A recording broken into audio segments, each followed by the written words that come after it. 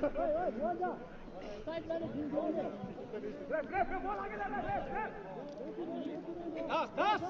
cool.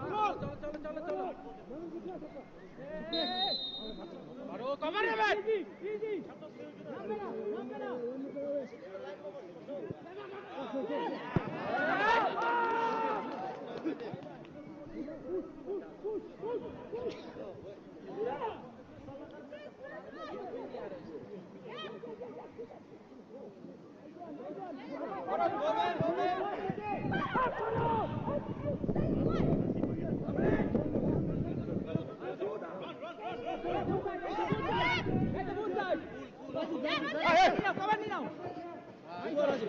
Very good.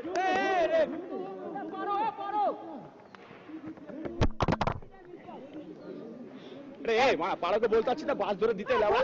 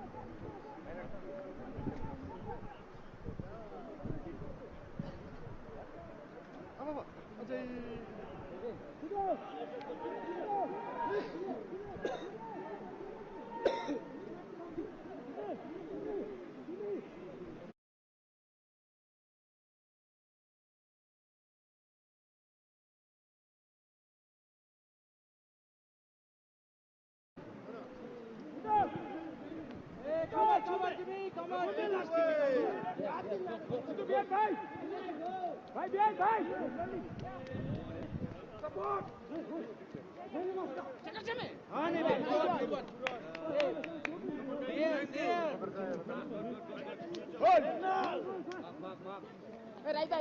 इशारा सोको छाड़ो kangaroo क्या कवर में संभल सॉरी देखेगा हाँ देखेगा वो लंबा करबे लॉन्ग आएगा हाँ लॉन्ग राजू पीछे सिद्धू फ्री मैन क्लिक करबे free man push up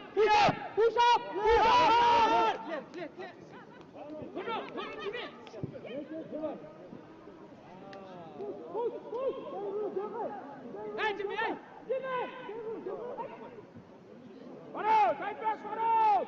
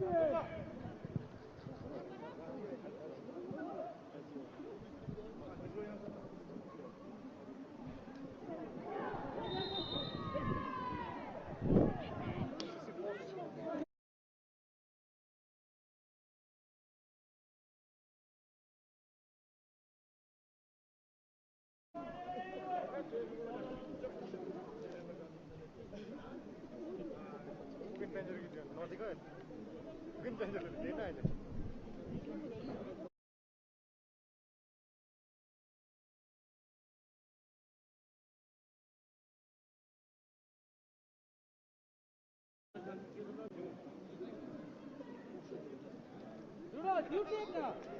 Hey, do not carry the ball. You take now. Why are you giving Faro? Faro, Yasi. You take,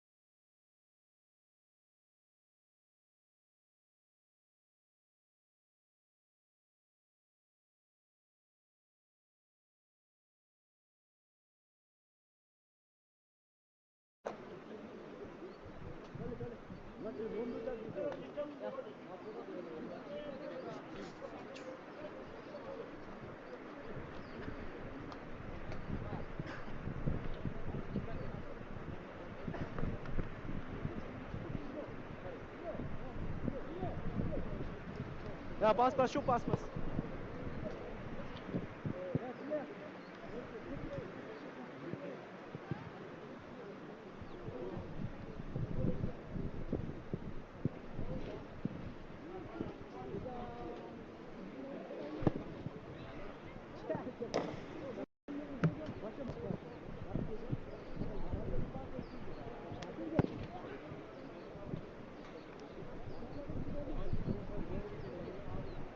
Ja.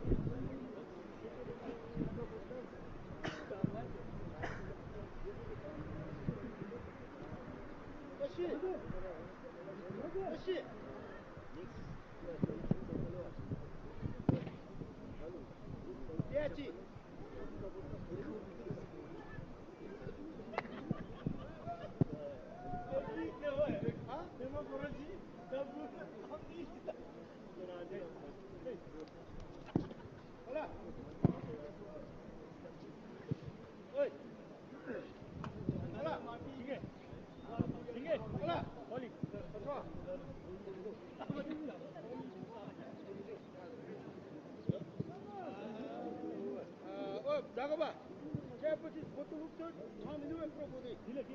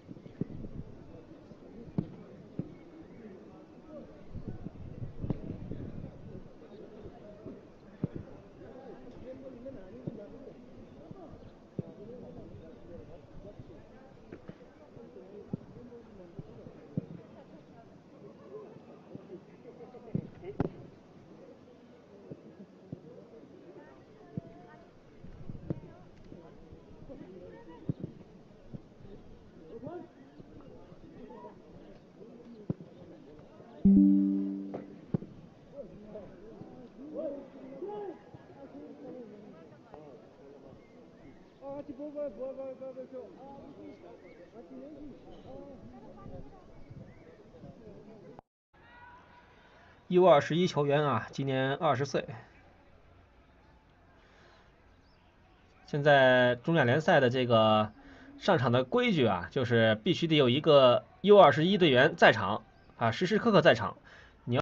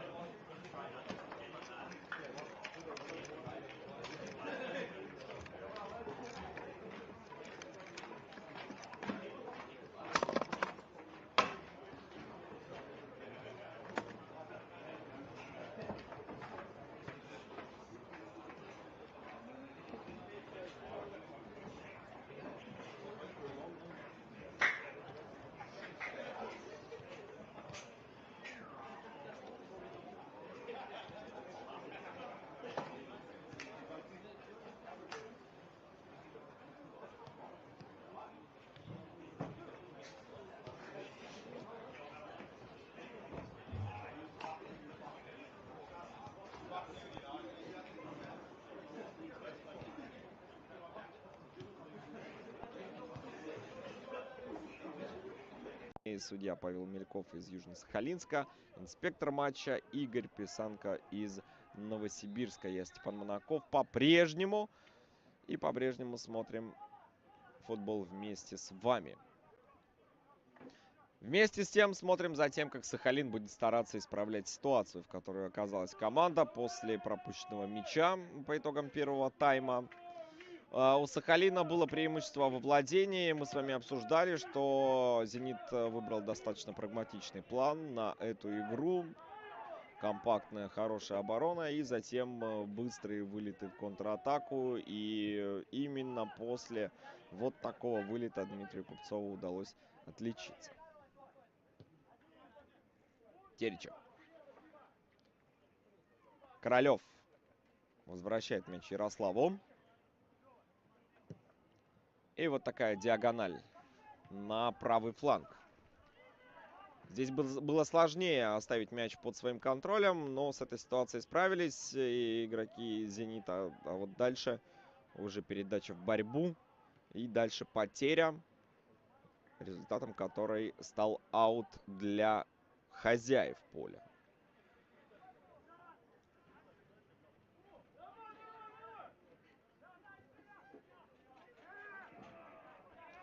Выбегает из ворот Павел Веселов, забирает этот мяч. Была работа у Павла в первом тайме. В нескольких эпизодах мяч пролетал достаточно близко от створа его ворот. Также несколько раз игроки Сахалина наносили удары и в створ ворот голкипера «Зенита». Ну, так по ощущениям, как будто бы у его коллеги, у Руслана Юнусова, была меньше забот и хлопот по итогам первых 45 минут этого матча, но вместе с тем был и пропущенный мяч. Хороший перевод направо, это Руслан Левкин. Двое против Руслана. Руслан входит в штрафную, бьет. И вот Руслан Юнусов, тезка, переводит мяч за перекладину. Неплохая попытка 77-го номера «Зенита». Вот так посеменил, потом себе под правую немного прокинул и пробил под перекладину Руслан Юнусов. С этим ударом справился и Владислав Корнеев подает угловой.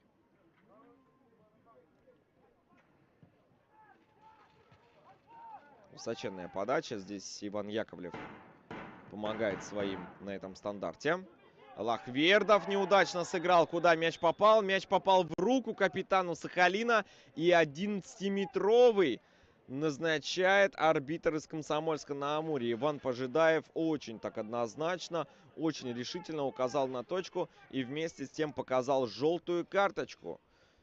Первую в этом матче Муртази Аллахвердов не очень аккуратно сыграл сперва на выносе, да, капитан Сахалина, а затем и вовсе принял мяч рукой.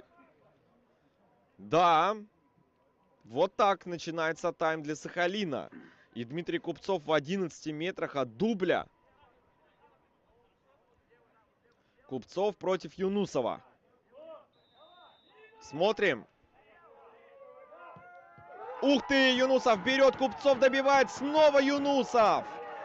Вот это да, Руслан Юнусов исправляет оплошность капитана своей команды. И вы слышали, да, что и автомобильные сигналы раздаются на стадионе после вот этого двукратного спасения голкипера Сахалина. Мы с вами говорили, что вот там на вот этом пригорке такая парковка импровизированная, где люди тоже смотрят футбол.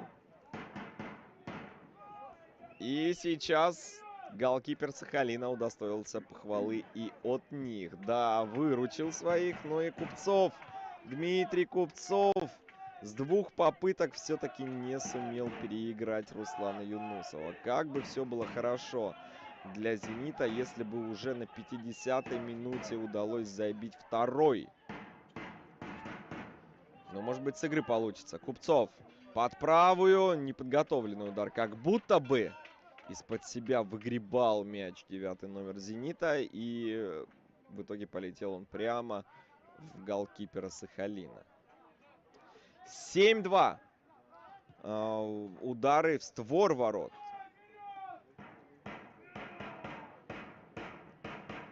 Громадное просто преимущество «Зенита» в этом показателе.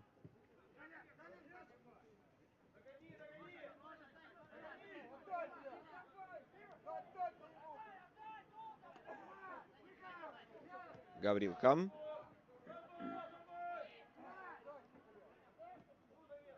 Катиновасов падает, Ибрагим, и зарабатывает нарушение правил. Здесь помог разобраться главному помощник, который работает на ближнем для нас с вами фланге. Ибрагим Катиновасов зарабатывает штрафной. Короткий розыгрыш. И вот такая передача. А почему бы не пробить? Но чего-то Сергей Гаврилка попробовал найти кого-то из своих на дальней штанге.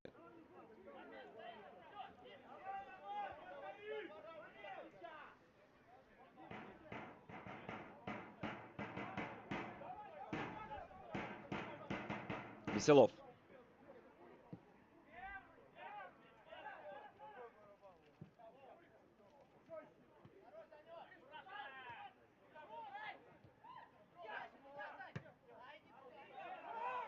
Свеча в исполнении капитана «Зенита». Его партнеры опустили мяч на газон. Здесь борьба. Игра не остановлена. Пошло забегание Левкина. Юнусов. Снова Руслан Юнусов. Вылетает из ворот и играет этот мяч ногой. Пауза в игре. Смотрите, как Алахвердов чем-то недоволен.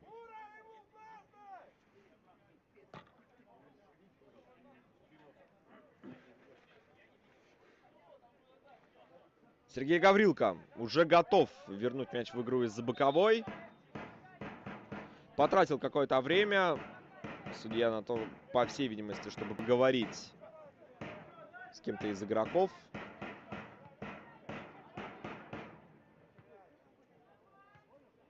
На третьего. Левкин отдавал в зону на Купцова. Но Дмитрию не хватило. Даже Дмитрию не хватило скорости для того, чтобы добраться до мяча. «Зенит» неплохо начал второй тайм. Очень неплохо. И вот это преимущество, которое получила команда Владимира Радкевича в первые 45 минут, оно как будто бы распрямило, да, плечи команде из Пензы.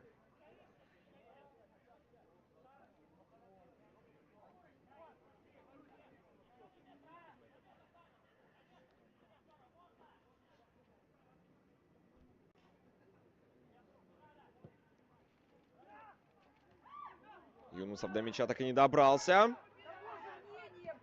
Ворота пустые, между прочим, но здесь помогли полевые. Иван Яковлев. Ну вот можно ли это назвать ошибкой вратаря?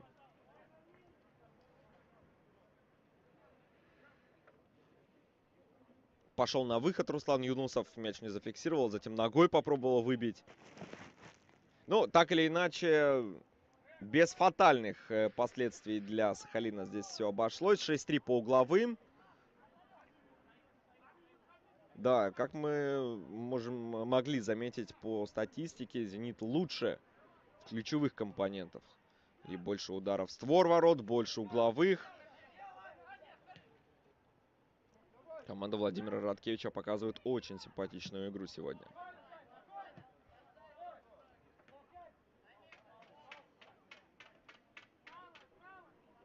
Несмотря на ощутимое преимущество Сахалина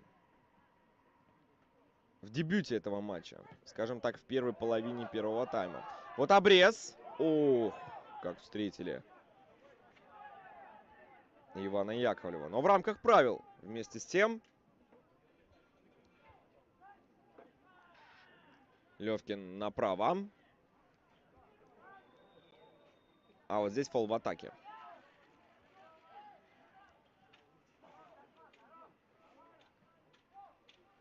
Оборонялись футболисты Сахалина. Надо забивать Сахалину.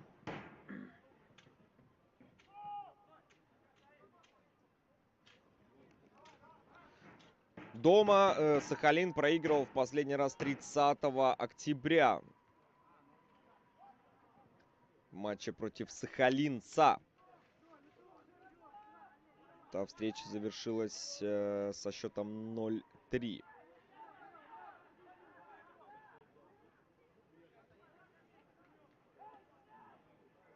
После этого ничья и 2 подряд победы. Над двойкой московской родины и над Пересветом. 2-1 и 3-0 соответственно.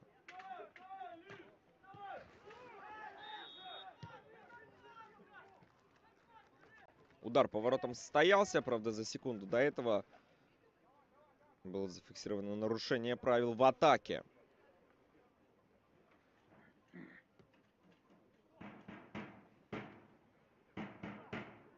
Ну а «Зенит» на выезде последний раз побеждал 8 октября в матче против Коломны. Тогда команда из Пензы была сильнее со счетом 3-0. Все закончилось, но там у Коломны было удаление во втором тайме. Но на перерыв команды ушли при счете 2-0 в пользу «Зенита». Веселов. Замену готовит Олег Кокарев, по всей видимости.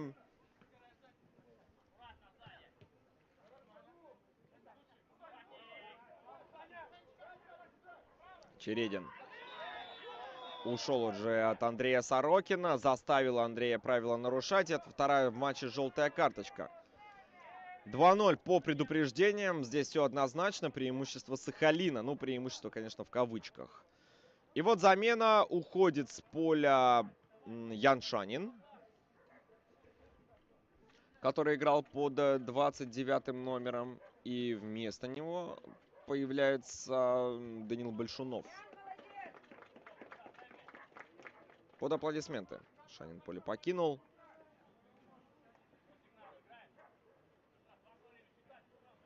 Данил Большунов, номер 97. Приветствуем Данила в игре.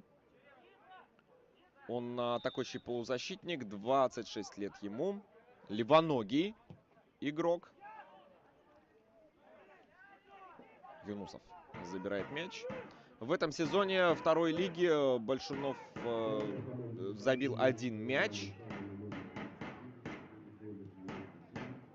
в ворота Пересвета 24 августа. —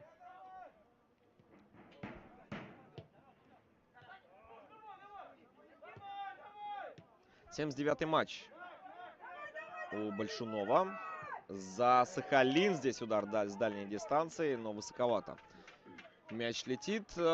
Достаточно насыщенная карьера. К 26 годам у Данила Большунова. Здесь и Сахалин, и Томь, и Якутия, и Ставропольская «Динамо», и футбольный клуб «Новосибирск». И в числе прочего у него, между прочим, есть и 10 матчей в российской премьер-лиге за Томь в сезоне 16-17.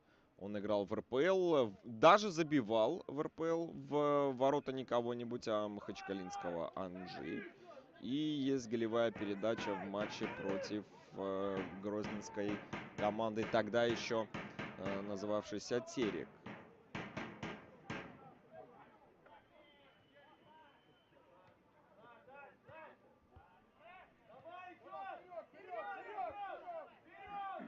Лахвердов.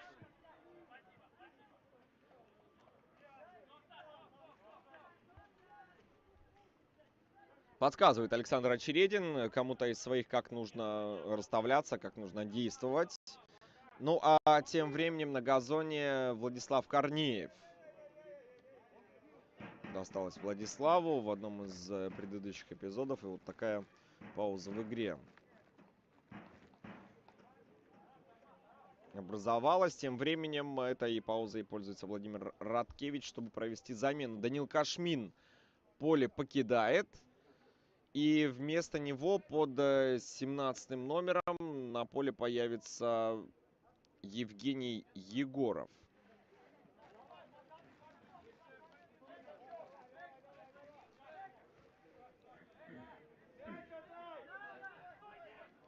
Евгений Егоров, 20 лет ему, игрок атакующий, который может, ну, основная позиция которого это правый вингер, то есть правый, ну, нападающий, по сути дела. Также может сыграть и на месте центрального нападающего. В этом сезоне у него есть гол, который удалось забить Евгению двойки хабаровского СКА 28 июля. Ну, кстати говоря, в матче прошлого тура отдал голевую передачу. Тотал меньше, лишь в одной из 6 игр Сахалина весной было забито больше 2 голов. Да, действительно, если мы посмотрим на результаты Сахалина, то здесь 1-0, 2-0. Ну, вот пока что команда в атаке. Да, единственный матч, в котором было забито 3 мяча, это вот как раз-таки игра, которую мы с вами сегодня уже вспоминали. Игра, состоявшаяся 28 апреля, выездной матч против Балашихи. Тогда Сахалин был сильнее 2-1. До этого 3 мяча в официальном матче с участием этой команды было забито 13 ноября, когда Сахалин переиграл Пересвет 3-0. Так... Неприятно здесь ворот Павла Веселова, но без удара обошлось. И Павел быстренько возвращает мяч в игру. Чередин. Возвращал мяч к капитану. Здесь сложно было до него добраться. Тем не менее, Александр выцарапал буквально владение для своей команды. Отдал в правый полуфланг. Левкин на подборе, но рядом с ним Данил Большунов. Большунов. И вот такая передача на Яковлева. Вот там Котиновасов еще бежит. Иван Яковлев отдавал Котиновасову. Отдавал. Но не позволил защитник «Зениту» этой передачи дойти.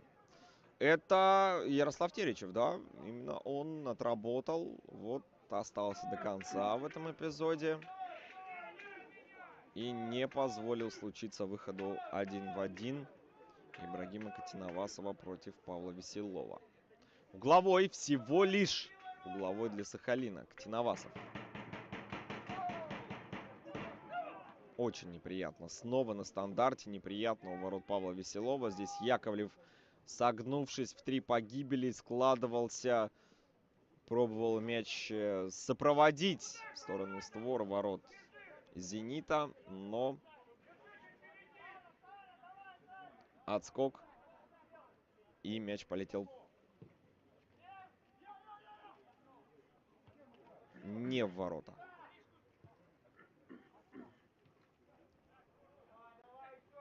Большунов. Неплохо вышел Даниил, согласитесь, очень активен и полезен в развитии атак для своей команды. 66-я минута.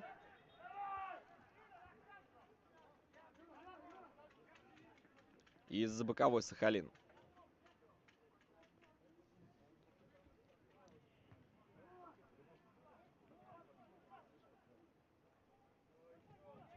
Булатников.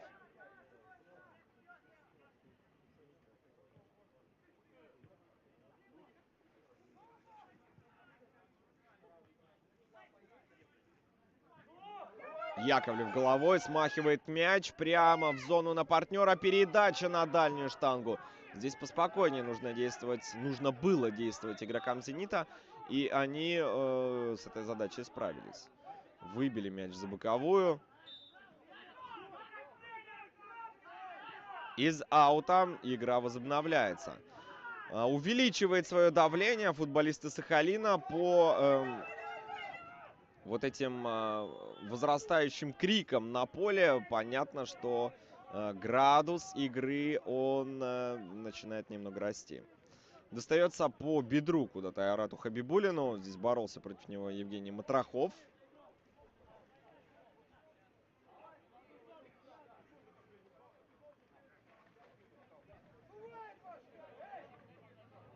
В итоге нарушение правил, и Павел Веселов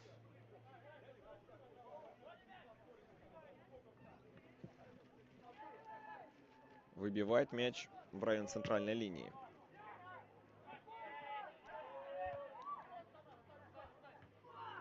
Ух ты.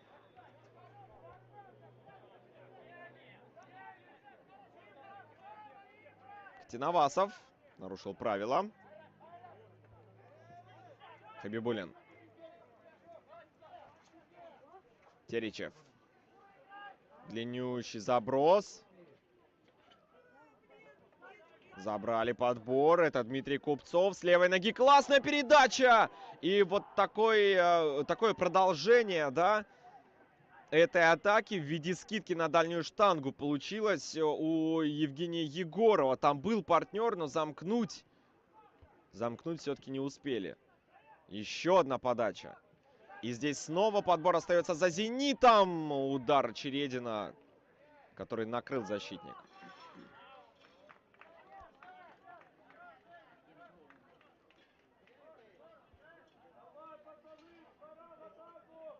Аут. 69-я минута.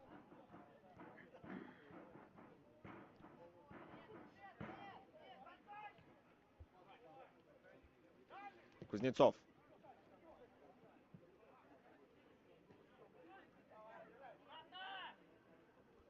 Неплохо. Что дальше? И дальше второму подряд попробовал между ног прокинуть мяч. По-моему, это Айрат Хабибуллин был. Да, так и есть. Айрат одного проверил, но вот со вторым уже не справился.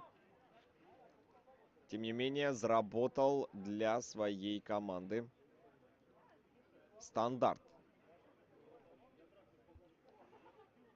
И снова Владислав Корнеев у мяча. Раз, два, три, 4 человека в белой форме в штрафной площади Руслана Юнусова. Пошло движение. Здесь же вбегают еще двое. И удар от ворот. Юнусов торопится, конечно. В турнирной таблице Сахалин снизу поджимает Коломна. У этой команды 22 очка. Если сегодня Сахалин не наберет очков, и Коломна победит, то, соответственно, Коломна выйдет на 6-ю строчку в турнирной таблице. Коломна играет сегодня же в 18:00 по московскому времени на выезде против Кванта. Ну, а «Зенит», если сегодня победит, то немного улучшит свое турнирное положение. Он обойдет «Пересвет» на 1 очко, станет 11-м. «Пересвет» с 15 очками будет замыкать турнирную таблицу. Но также у «Пересвета» сегодня матч в 17:00, тоже выездной, против Ногинского «Знамени», которая возглавляет турнирную таблицу этой группы. 10-9 по нарушениям, 19 вот так в общем. 2 желтые карточки, но пока что сложно сказать, что игра грубая.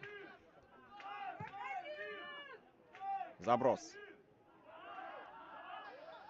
Угловой.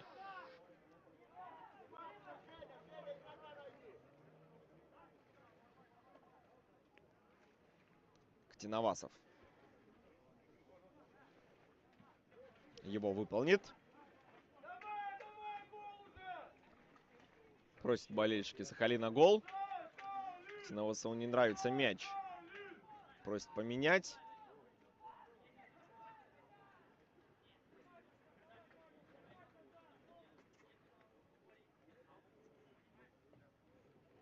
Пошло движение в штрафной площади Павла Веселова. Подача на ближнюю штангу.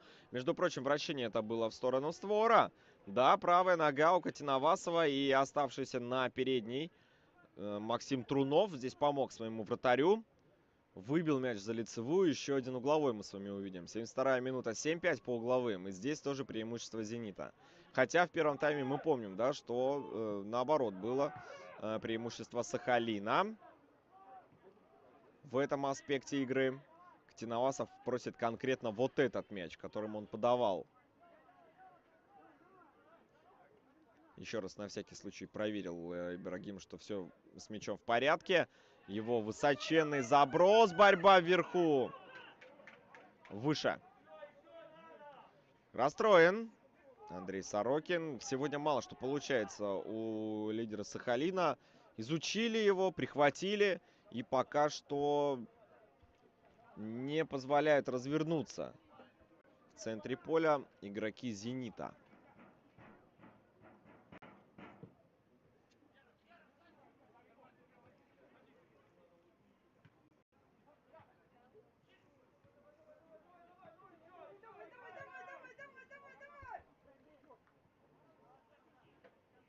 Булатников. Рисковал вот сейчас, прыгая в подкат. Безрассудный Олег Булатников. Аут. Маслов. Прощают сейчас игру футболисты Сахалина. Оно им понятно. Им нужен как минимум 1 гол. Все меньше и меньше коротких средних передач. Все больше и больше длинных забросов в чужую штрафную площадь. Подача. Веселов. Павел фиксирует мяч. Еще небольшую паузу берет, которую просят футболисты «Зенита» или кто-то из представителей тренерского штаба.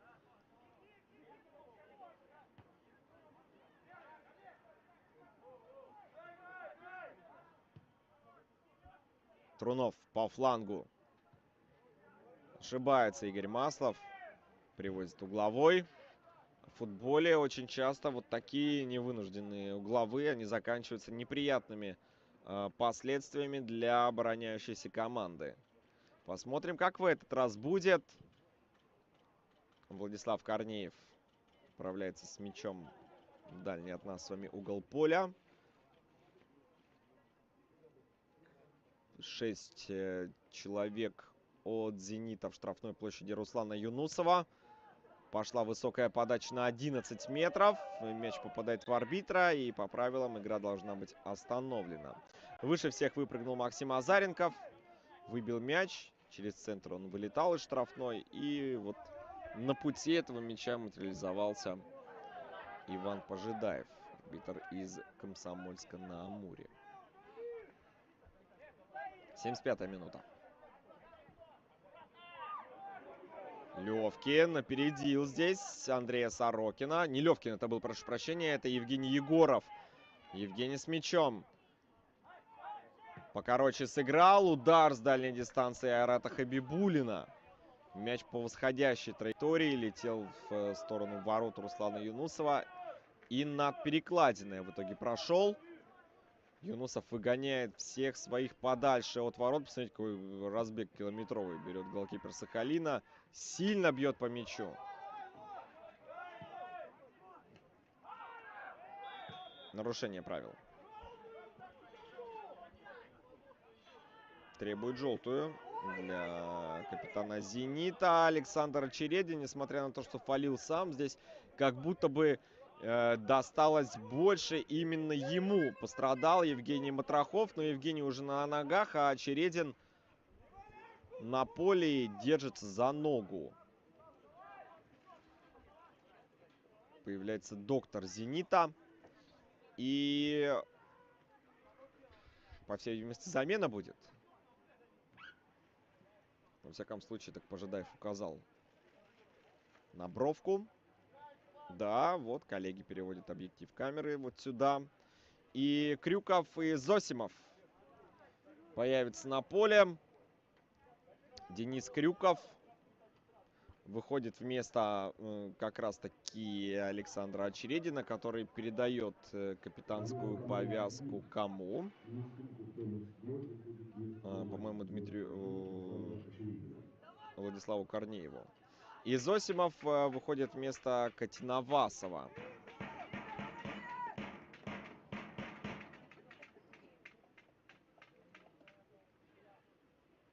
Чередин поле покидает.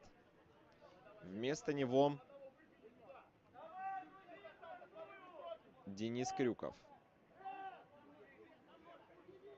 и Роман Изосимов. Заброс.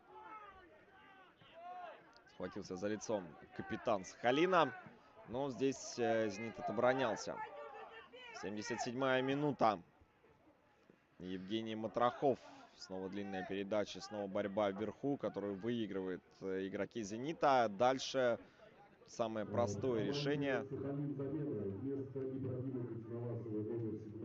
Максим Трунов с капитанской повязкой, конечно же.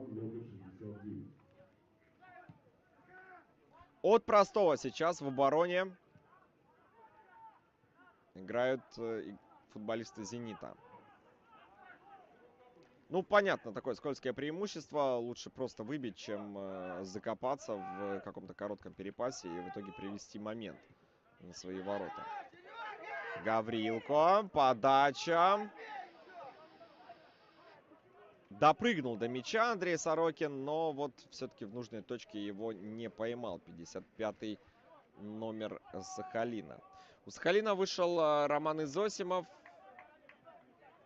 Для него сегодня особенный матч, потому как он пришел в Сахалин именно из пензенского «Зенита», в котором он был с июля 21 года по, соответственно, июль 22.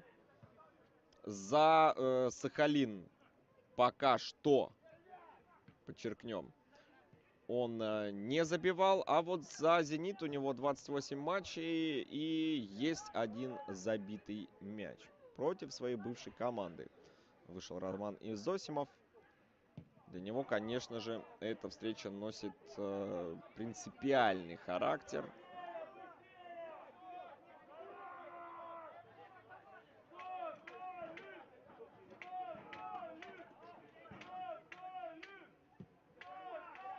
Ну вот за Сахалин мы сказали, что он не забивал, но вместе с тем у него классная статистика голевых передач. Сразу 7 ассистов на счету Романа Изосимова.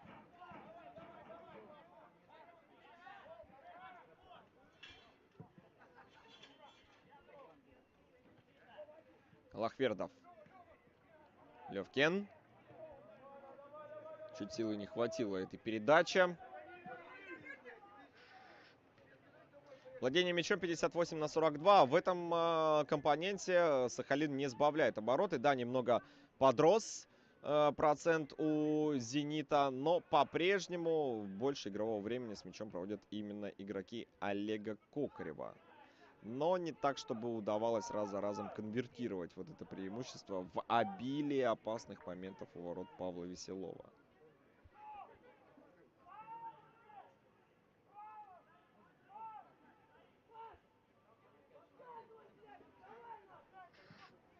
Ну, а Денис Крюков, который появился на поле у «Зенита», который поменял капитана Александра Чередина, он приехал в команду из Беларуси, воспитанник воронежского «Факела». Для него это 4-й матч. Удар с дальней дистанции!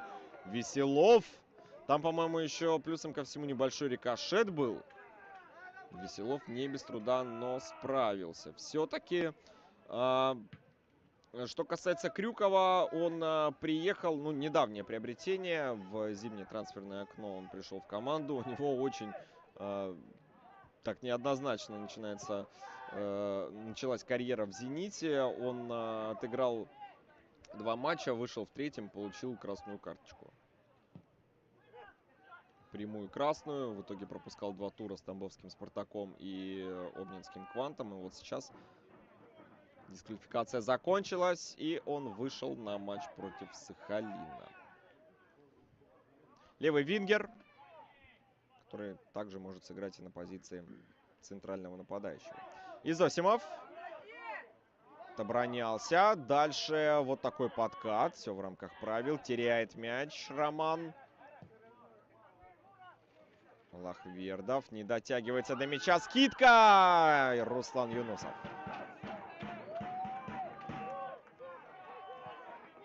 И быстро в направлении Яковлева.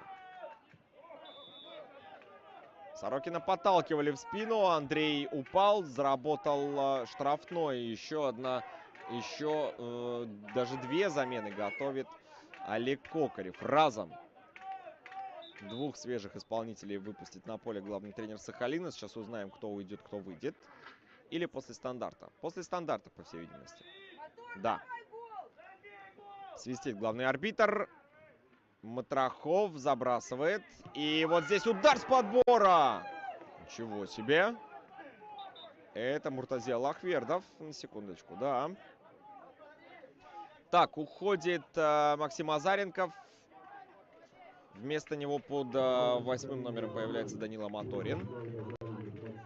И уходит Евгений Матрахов.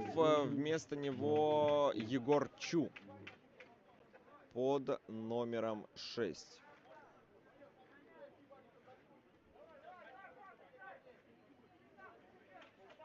— 83-я минута.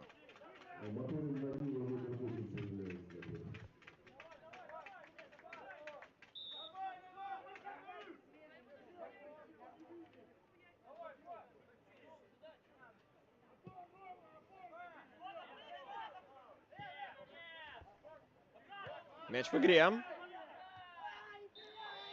Ух. Да, наверняка сейчас слышали вот этот крик Айрата Хабибуллина.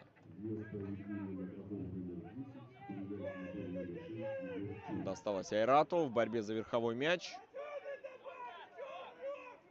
19-летний опорный полузащитник «Зенита».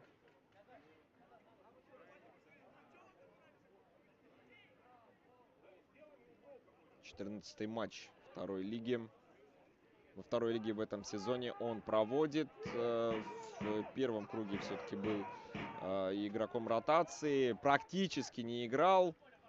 Большую часть первого круга пропустил. Но вот под конец первого этапа, вернее, первой части чемпионата. Но под конец стал игроком стартового состава и неизменно все 90 минут проводил на поле. 15-й матч для него за «Зенит» из Пензы. Но он может сыграть и повыше. Не только опорника, атакующего полузащитника. И в этом сезоне, кстати говоря, уже был у него такой опыт. Опыт игры именно чуть ближе к атаке. 85-я минута. У Сахалина в следующем туре матч против Ногинского Знамени. Домашний матч, который состоится здесь же, на стадионе «Спартак». Ох, Сорокин не очень красиво сыграл против Веселова, но Павел не стал падать. Сорокин извинился. Да, в следующем туре Сахалин дома сыграет против лидера, против Ногинского Знамени. Матч запланирован на 15 мая, также в 11:00 по Москве он начнется. Что касается календаря «Зенита», то у «Зенита» дальше выезд, домашний матч против московского «Строгино». Также на 15 мая запланирована эта встреча.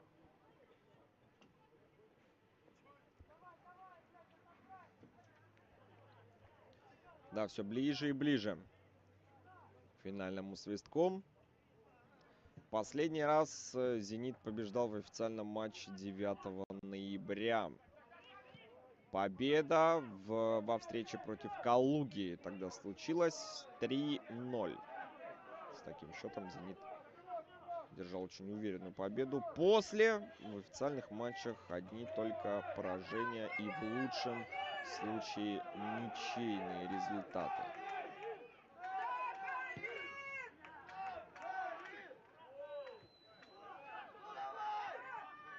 Аллахвердов. Нет, все-таки не добирается до мяча.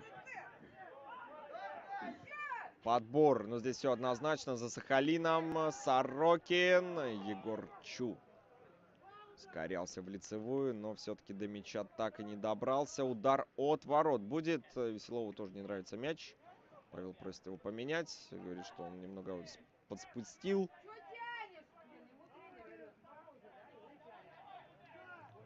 Выгоняет Павел Веселов своих. Да, если вот так все закончится, для Павла будет первый в сезоне сухарь. Во втором его матче.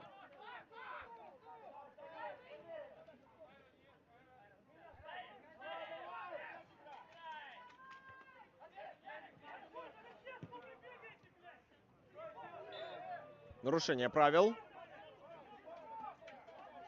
Корнеев оказался на газоне.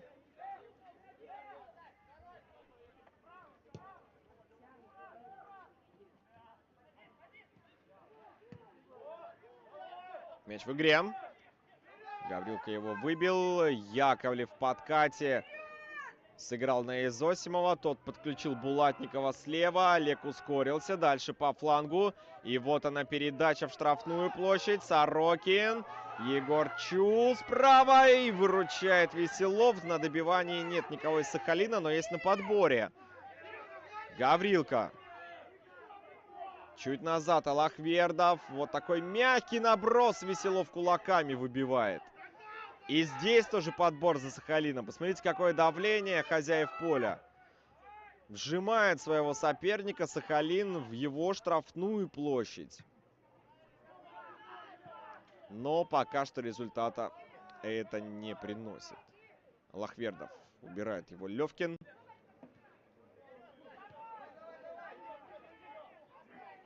Но лучшая оборона, как известно, это нападение. Поэтому «Зенит» сейчас старается отодвинуть игру от своих ворот. И, в принципе, это удается команде Владимира Радкевича. Достаточно долгое время контролируют они мяч на чужой половине. Хорошее движение показывают. И серия точных передач. И вот здесь пятка на Левкина. И Левкин дальше, не спеша к угловому флагу. От Алахвердова ушел. Подстраховка в лице Гаврилка сработала. И... Евгений Егоров. Да, называю я Егорова Левкиным. Прошу прощения. Дело в том, что вот не очень читаемые, считываемые номера. А, это Левкин был, да. Еще раз прошу прощения. Да, на белых майках вот светло-голубые номера, они не очень хорошо видны. Ну, еще раз извиняюсь, я и перед Русланом конкретно, перед Евгением конкретно, и перед всеми болельщиками «Зенита». Прошу прощения. Тем временем последняя минута основного времени пошла. Главный вопрос для Сахалина, да и для «Зенита», наверное, тоже. Сколько добавит Иван Пожидаев?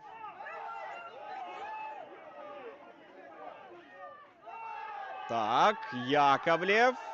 Ну, абсолютно понятное решение. Абсолютно понятное решение Александра Кузнецова. Здесь ничего другого, кроме как фалить против Ивана Яковлева, просто не оставалось. Александру Кузнецову желтая карточка. Осмысленное предупреждение, на которое с полным пониманием пошел игрок «Зенита». Закончилось основное время. Желтую карточку Александр Кузнецов получил. Левая нога Большунова.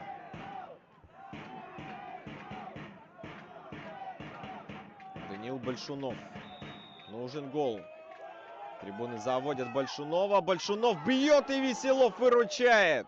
Атака продолжится. Гаврилка забрасывает. Еще удар. Гол! 1-1. Иван Яковлев на 91-й минуте забивает. Ну вот давление, практически перманентное давление Сахалина все-таки принесло свои плоды. И Иван Яковлев, человек, которого срубили в предыдущей ситуации, он восстал, и он забил. Смотрим еще раз, как это было. Удар Большунова, с которым справляется Павел Веселов. Подача. Сергея Гаврилко. Яковлев вылетает выше всех на этот мяч и забивает свой 5-й гол в этом сезоне.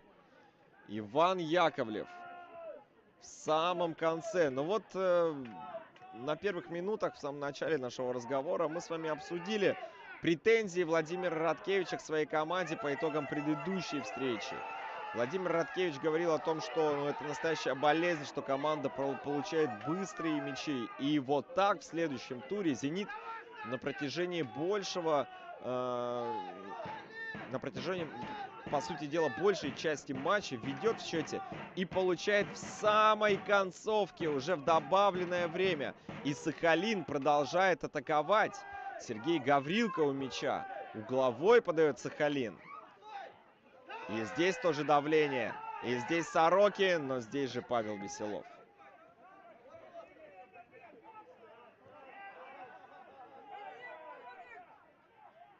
Атака «Зенита». Проникающая передача, но здесь спокойно в обороне. Олег Булатников предоставляет возможность Юнусову забрать этот мяч. Булатников. 93-я минута. А сколько добавили, нам с вами не показали. Алахвердов выбивает мяч по флангу. Здесь Корнеев.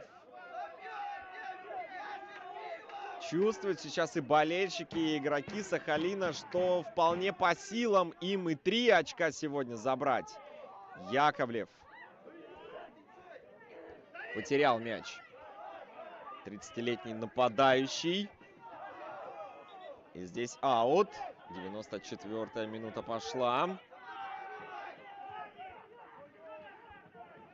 Изосимов налево, в касание, в штрафную, борьба. И Павел Веселов забирает этот мяч.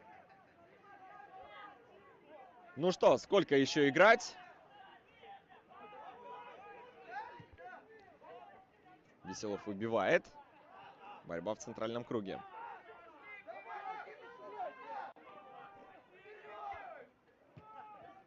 Маслов. Зацепились. Важно было отдать точную передачу, но с этой задачей не справились игроки Сахалина. А теперь контратака. И вот такая передача в разрез.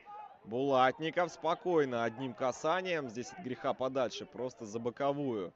Торопит Евгений Егоров болбоя Сахалинского. Быстренько вернули мяч в игру. Корнеев на фланг. Здесь борьба. Здесь сложно пройти. Здесь Максим Трунов с капитанской повязкой. Еще один аут. Максим заработал. 5 минут. Да, вот сейчас графически показывают нам с вами коллеги, сколько добавил главный арбитр. И замену. Еще одну замену проводит Владимир Радкевич. Поле покидает Руслан Левкин. И вместо него под 10-м номером выходит Данила Автаев. Уже буквально на последние секунды Данила Автаев отправляется ближе к чужой штрафной площади. Важно мяч оставить в игре. Трунов на фланг. Уже можно подавать и выходить. Там 2 человека, но вот такая передача низом. Игорь Маслов. Первым успевает к мячу. Сахалин, наверное, в последней для себя атаке. Передача Сорокина, и мяч не проходит. Автаев, вот его первое касание. В адрес по флангу. Здесь ускорение слева. Понесся вперед Александр Кузнецов. И вот ответ. Сорокина опередили, но мяч под контролем Сахалина. Нарушение правил и желтая карточка. Вот сейчас уже совершенно точно. Наверное, последний заброс, который выполнит Большунов с левой ноги. И сейчас, посмотрите, практически всем составом Сахалин побежал к чужую штрафную площадь. Большунов. Очень важно сделать хорошую передачу. Хороший заброс. Большунов в штрафную. Здесь отбились. Что по контратаке? Хабибулин получил желтую карточку у «Зенита». Контратака заканчивается. Садится солнце, и финальный свисток дает Иван Пожидаев. Все. Очень крутая развязка этого матча. Матча 7-го тура в группе «Б» второй лиги сезона 2022-2023. Сахалин сегодня дома сыграл в ничью против пензенского «Зенита». 1-1 Дмитрий Купцов в первом тайме. На 35-й минуте счет открыл Иван Яковлев. На 91-й минуте уже в добавленное время сравнял счет и все-таки вырвал ничью для своей команды. Сахалин по итогам 17 матчей набирает 24 очка, продолжает сохранять за собой 6-ю строчку в турнирной таблице. Ну а «Зенит» во втором туре подряд играет в ничью, причем с одинаковым счетом 1-1, 14 очков у команды Владимира Радкевича после 17 сыгранных туров. Статистика матча на ваших экранах: 58-42% владения мячом в пользу Сахалина, 15-14 по ударам, 29 ударов нанесли команды, и 17 из них пришлось в створ ворот, 9-6. «Зенит» был точнее. 14 угловых на две команды подали, нарушения 26 совершили, и по предупреждениям здесь ничья 2-2. Крутой матч, крутая развязка, крутая игра, которую подарили нам с вами команды. Давайте им скажем за это спасибо. Ну, а я благодарю вас, друзья, за внимание. Вместе с вами игру смотрел Степан Монаков. Удачи и пока-пока.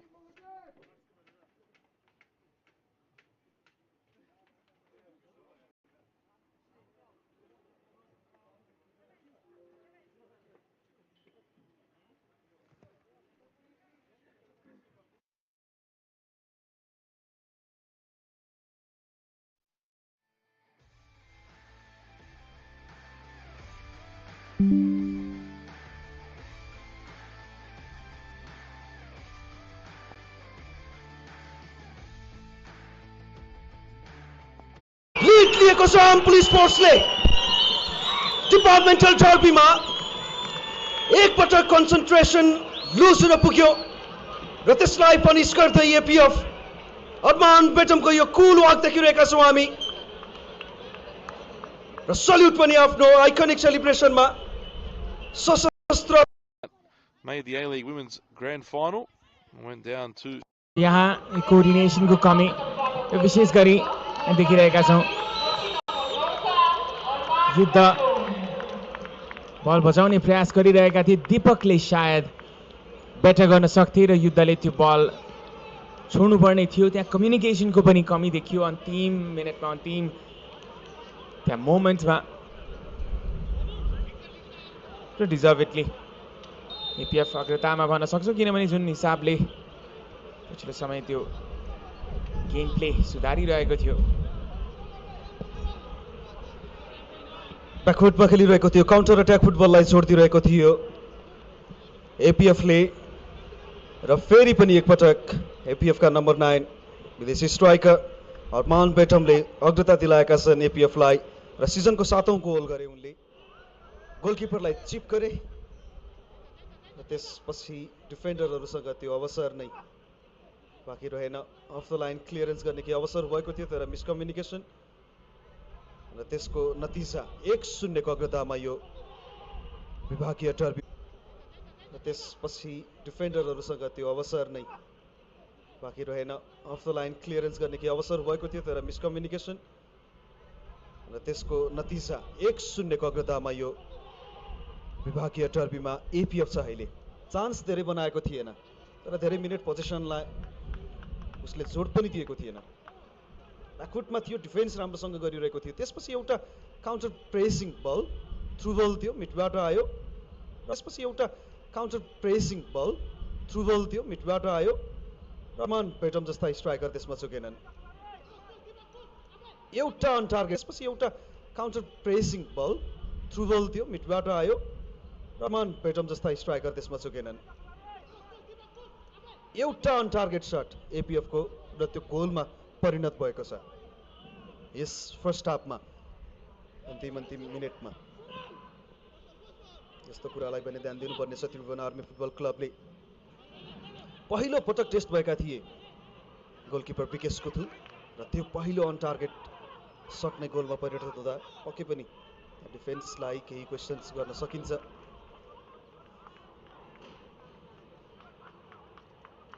महत्त्वपूर्ण अग्रता बिडम यो सिजनका एपीएफ का टप स्कोरर र पछिल्लो खेलमा पनि गोल गर्न सफल भएका थिए। आवास फेरि पनि प्रेसर दिँदै एपीएफ, तर आवासलाई यसपटक राम्रो होल्ड गर्यो। युद्ध शाहीले र गोल किक जितेका छन् आफ्नो टिमलाई। र आर्मी सुरुवातका लक्षणहरू हेर्दा गोल गर्ने टिम, सम्भावित टिम देखिएको थियो र आर्मी अवसरलाई सदुपयोग गर्न सकेन।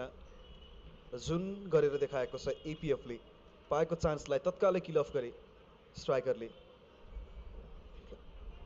त्यो आवश्यक हुन्छ। नवीन फाउल छ यहाँ।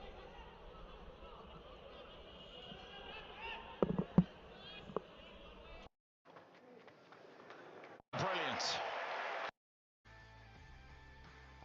Straight over the wall, and Sydney Olympic are in front, courtesy of Georgia Kurtsumas. I said she can strike him, and didn't she prove me right there? A wonderful strike from Georgia Kurtsumas. And Olympic will play from the front here. A sweet strike. Brianna Edwards had no chance of getting there. I felt she wasn't quite prepared for that free kick. You saw the movement on the line, as did Kutsumas. She knew exactly what she was doing. Fantastic strike to put the home team in front. Can they punish Bankstown further now? Kasachia comes away with it, but her pass not quite where she intended it.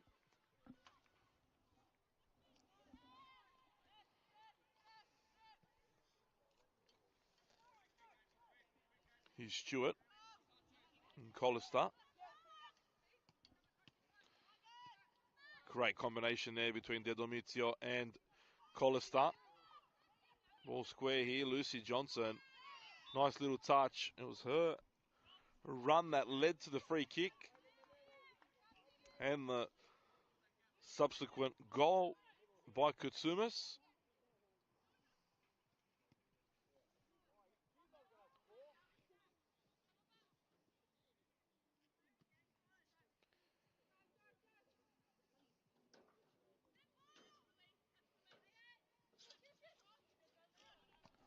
Ball forward by Jaber for Tolland.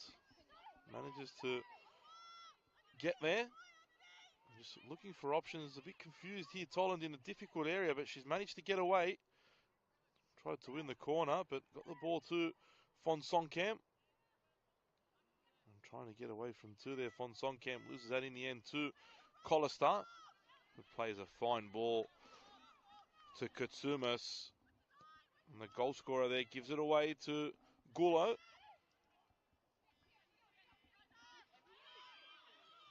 Pinch there by Siobhan Edwards, and she'll run at the defence here, Edwards. But how about that desperation from Sydney Olympic? 3 blue and white striped jerseys right around Edwards as she looked to break through. Cleared away there by Irwin. Tolland gets in front of Dedomizio, but can't keep the ball in.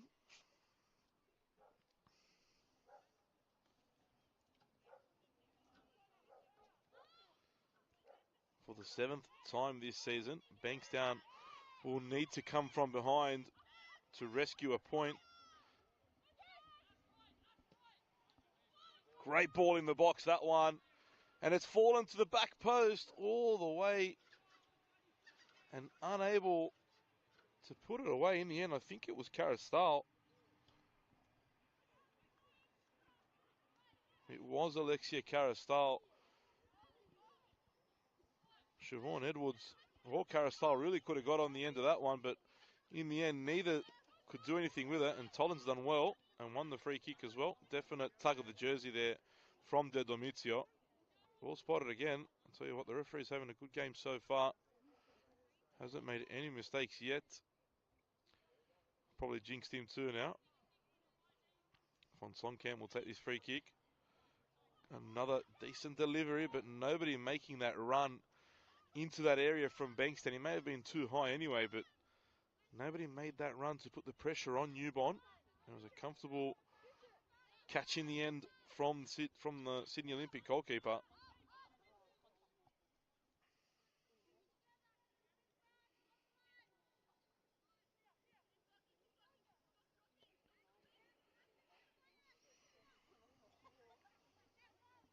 "25 minutes are gone here at Peter Moore-Field. And it's Sydney Olympic that lead. Fonsonkem looking to create something. Karastal was making the run. Here's Gulo. Now Jaber. Great ball out wide for Ambrose, but Yadam watched it all the way. Now catches Ambrose out there, but in the end the left back recovers. Handball there by Kutsumas, and another opportunity to put a ball into a dangerous area for Bankstown. Thought about taking it quick there for a second. Fonsonkem. Karastal hanging about close by. Actually, Susan Fonsonkem also playing against her former club. Clips it into the great area there. There's a couple red and black shirts in and about, but dealt with by Collister. Jaber looked to make the challenge, as does Gulo. Heavy touch there in the end, and Toland plays it back to Edwards. He wasn't taking any chances. Johnson lets that one go over the line.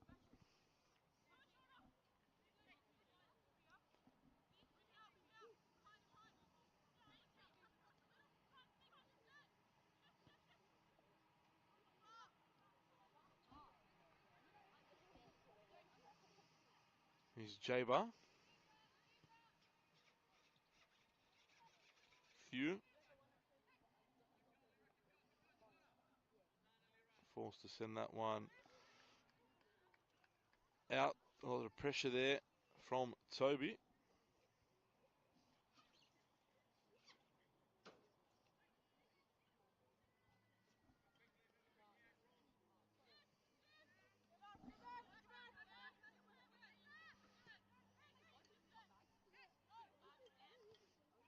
It's as though Bankstown's playing a diamond in midfield. It hasn't really worked so far. Here's Price. Irwin again makes the challenge on Price. Fonsonkem. Toland made the overlapping run. Back to Jaber. Gulo now. Plays the ball square for Few. It's a little better from Bankstown. Getting control of the ball. And Few played a delightful pass there for Steph Ambrose, but an important touch from Sarah Yadam. Sent the ball into the feet of Courtney Newbon. Definitely would have been a dangerous pass had it got through from Baxter Few. Collister again, very involved early on, Tegan Collister. Almost all of Olympics forays forward have come down this side. Cool for Jaber. It's a good press here from Olympic. They're really making it difficult for Bankstown to play the ball around.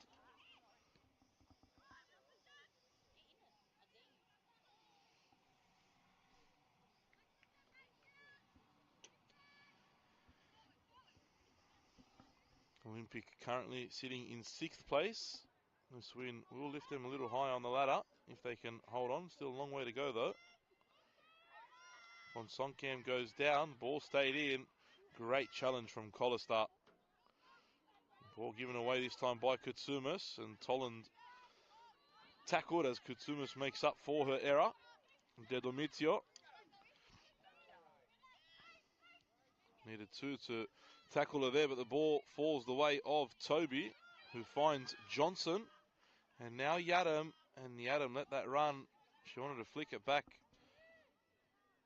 for Niam Barnes, but just missed the flick in the last moment. Ball bounced up a little awkwardly for her. I said Bankstown's had 6 draws this season. They've come back and pinched a point late in 5 of those. Last week a bit of karma, and it happened to them. Here they go, they could counter here. Got some numbers moving forward through Siobhan Edwards. Price making the late dart at the far post, but Edwards gives away possession. Another good challenge from Ash Irwin. Here's Ambrose. Gulo with a bit of space, but look at that pace there from Katsumas to close her down. And Jaber pulled out of that challenge. But in the end, recovered to come away with the ball. And too much on that pass from Jaber for Fonsonkamp.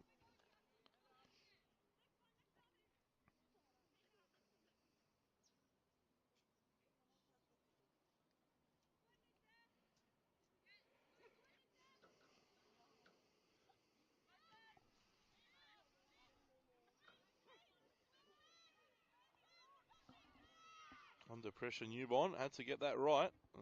I can tell you, walking past that goal mouth as well, it's not the prettiest.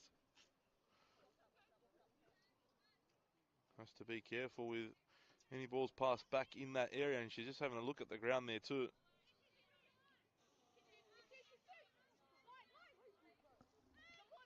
Fonsonkamp, oh, and she's being brought down there, but no call. Thought almost certainly the referee was going to blow the whistle. Price gets back, wins the ball. Now Gulo. No real options forward. Forced to think and slow the play down. Every time they slow it down, it allows Olympic to step up and put the press on and win the ball back. It's a big problem so far for the Lions. And they've been forced here all the way back, but they've played out well. Here's Gulo. Going back again to that left side through Ambrose. Early ball forward. Let it run Carastal, but Barnes watched it all the way. Came off Barnes, in fact, and it'll be a throw for Bankstown.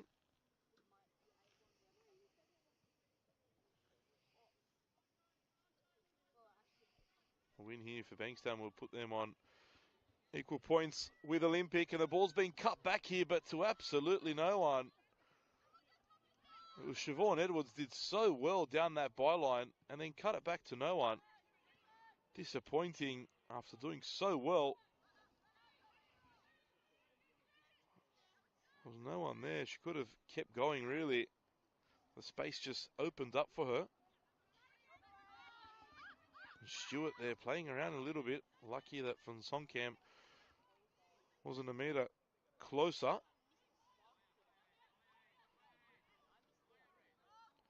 Here's Stewart. Attacking the space in front, finds De Domizio, but Jaber gets there. Gives the ball away again though. Lucy Johnson, wide for Yadam, over the top for De Domizio. Well defended by Baxter Thew this time. Yadam, great ball in, cleared away. Every time Sarah Yadam gets on the ball, just sort of expect something to happen. Fine footballer, Sarah Yadam. Don't call her Yatim though, because she gets very upset. She's already warned me pre-game, so I'm okay now. I know I've learnt my lesson.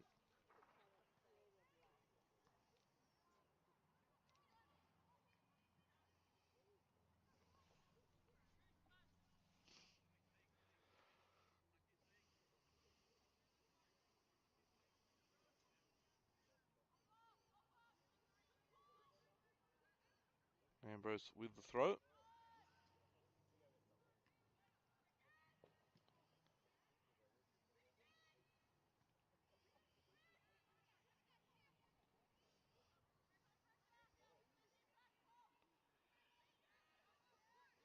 Yadam looking to take the throw quickly. Thew was aware though. Goes down. No whistle. The referee played advantage. He's brought it back now for the foul on Yadam. Karastal adjudged to have fouled her. Another opportunity for Olympic to deliver a dangerous cross. And Ash Irwin will make her way forward. A definite threat in the box. I thought Katsumis would take it, but Alira Toby's pulled rank and pushed her away. I'll tell you what, I wouldn't be leaving Katsumis with that much space if Toby was to play the short ball there, in particular after the goal she just scored. I think Toby will deliver this in the box. It's a low ball to De Domizio. Falls for Yadam. And that's the quality Sarah Yadam has on the turn. First time volley. Difficult technique to even get that shot on target. So did well, in particular on this pitch where it is a little bumpy. Here's Jaber. Gulo, good turn in midfield. Plays it out for Thew. Karastal. And look at the press. They've just forced back straight away. Every time they look to break through that final line of Olympic. Defence is right in the face of the Bankstown City Lions midfield and attackers. Here's Ambrose though. Found a bit of space now. Low cross into the box, dealt with by Irwin. And Toby working so hard, gets back and picks that ball up. Poor pass though.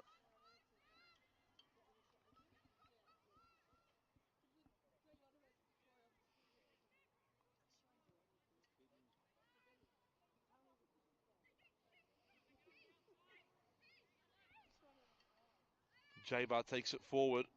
Here's Price. Price goes direct there, and Newborn thought the ball was going in for a cross. Definitely did move in the air. Comfortable in the end.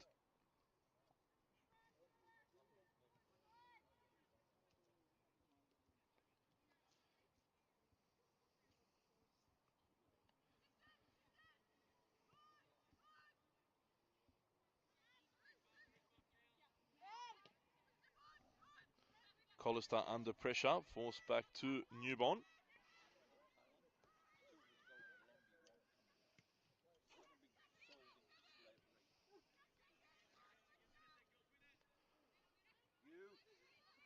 Danaskos.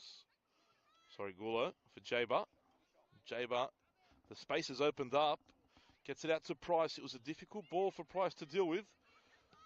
Tolland whips in a great ball toward Edwards, and Karastal arriving at the far post. Forced clearance in the end from Barnes. And Stewart, anywhere will do.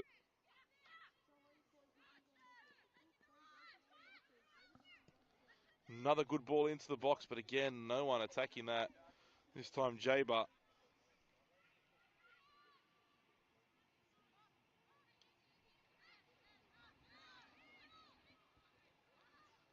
Got a feel for Matt Constantini.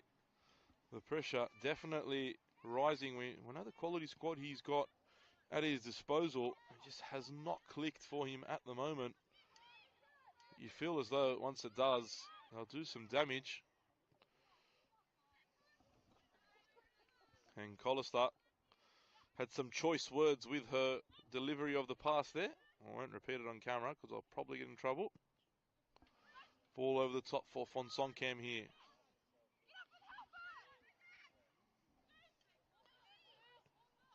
Here's Gulo.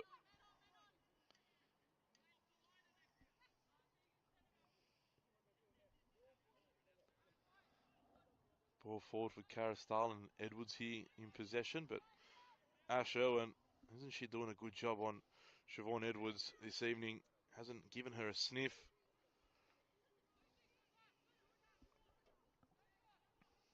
And again, another good tackle. Just as Edwards looked to have gotten past her marker. Central defender stuck out a leg and stopped her from getting into a dangerous position. At the cost of a corner though. Ball will come in from von Sonkamp now.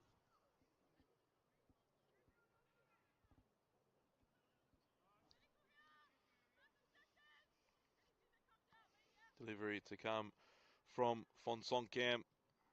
Good ball into the far post. Newbon got a great punch on that. The ball still hasn't gone out, and now it has.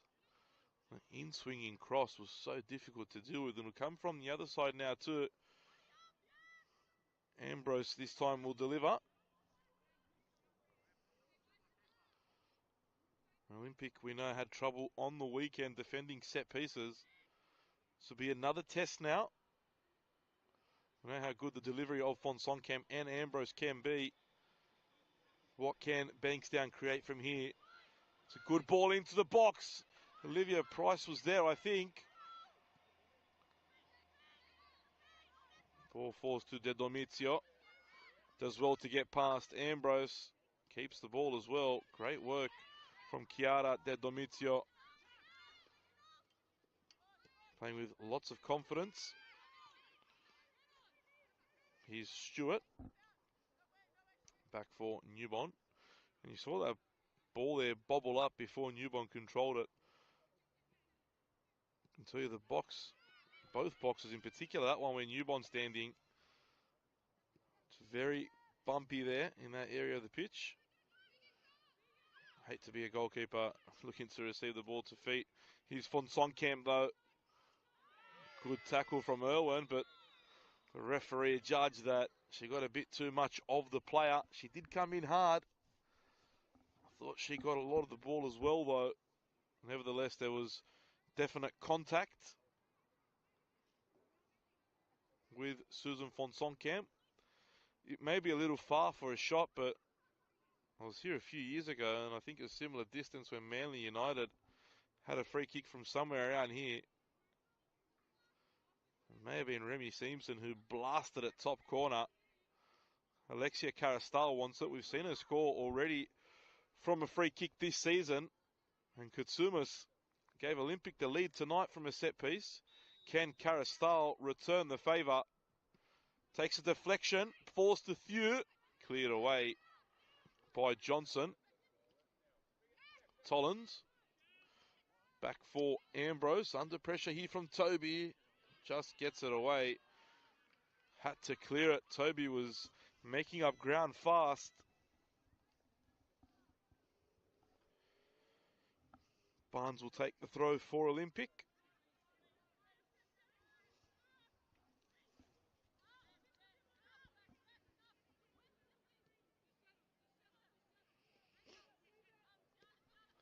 Last couple minutes of the first half. Newbon clears that one away. Bankstown press was arriving and may have fallen out here because here comes Yadam and that one comes off the old shin. Bouncing up just as she went to play the through ball in for Toby.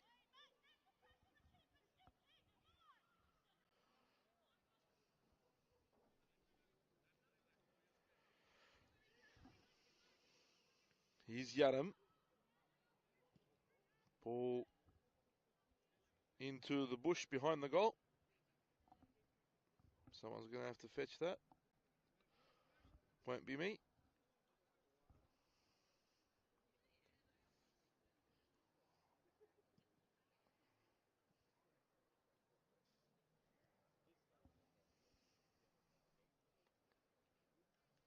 Sydney Olympic have one more game in hand. Need to face off against the Northern Tigers.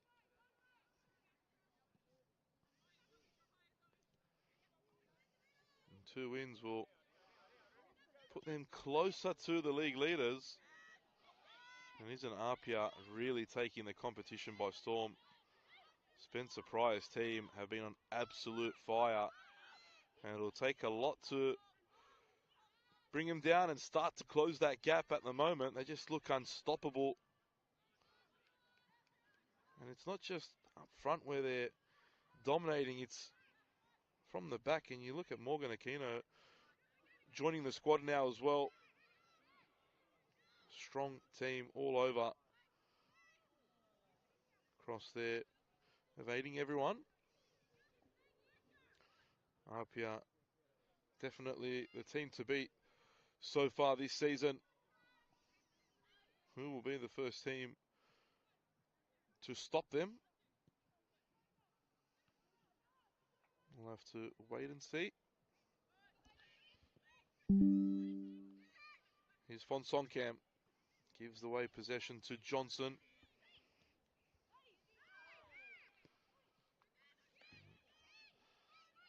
Kutsumas gives the ball away to Ambrose. Edwards can't get control. Barnes doing a good job there. Newbon for Stewart.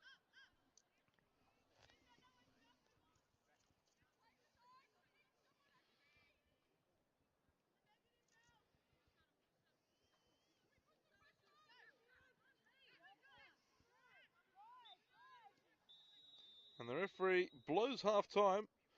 It's a good first half of football. Both teams having chances. Olympic perhaps the better. That's why they lead at the break. Georgia Kutsumas with a wonderful free kick midway through the first half has them leading Bankstown City. I know Bankstown likes to come out for the second half. They're a second half team. They love a late show. Will we get one in the next 45 minutes? Halftime here at Peter Moorfield. Sydney Olympic 1, Bankstown City 0.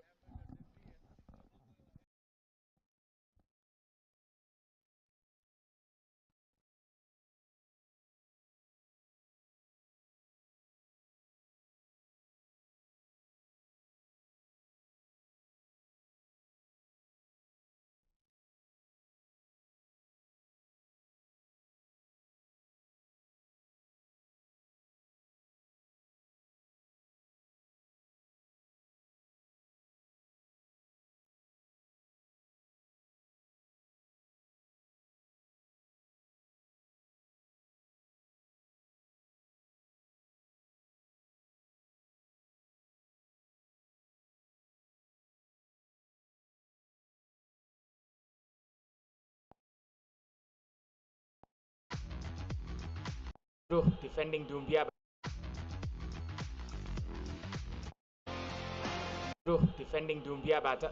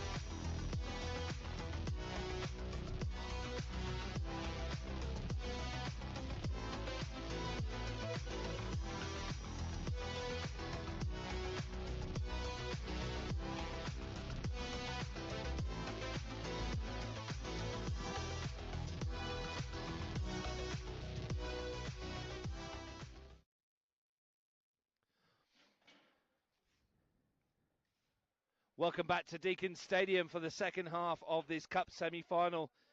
Big news at the break. I'm Russ Gibbs, Ian Worthington's with me. Ian, a change in goal for Canberra, Croatia as well. Sam Brown has injured a groin, and Jason Mateja has come in to replace him. So both goalkeepers off. I got some confirmation from Chris Caggiano as well that Jacob Quinn has had a groin strain as well, a bit of an abductor pull perhaps. So both goalkeepers off. We watched Sam Brown going off at half-time and just helping the replacement goalkeeper warm up, so we called it. But very rare that you end up with two goalkeepers coming on, one before and one at half-time. Lukman Ahmed Shaibu is also on for Jason Greenwich. He almost scored with his first touch on the weekend. So that's a big change. Yeah, he was doing a big warm-up at half-time as well. Daniel Sparrow is also off. Kaz Patafta is on also. 3 changes at the break for Canberra, Croatia, as they look to exert some authority.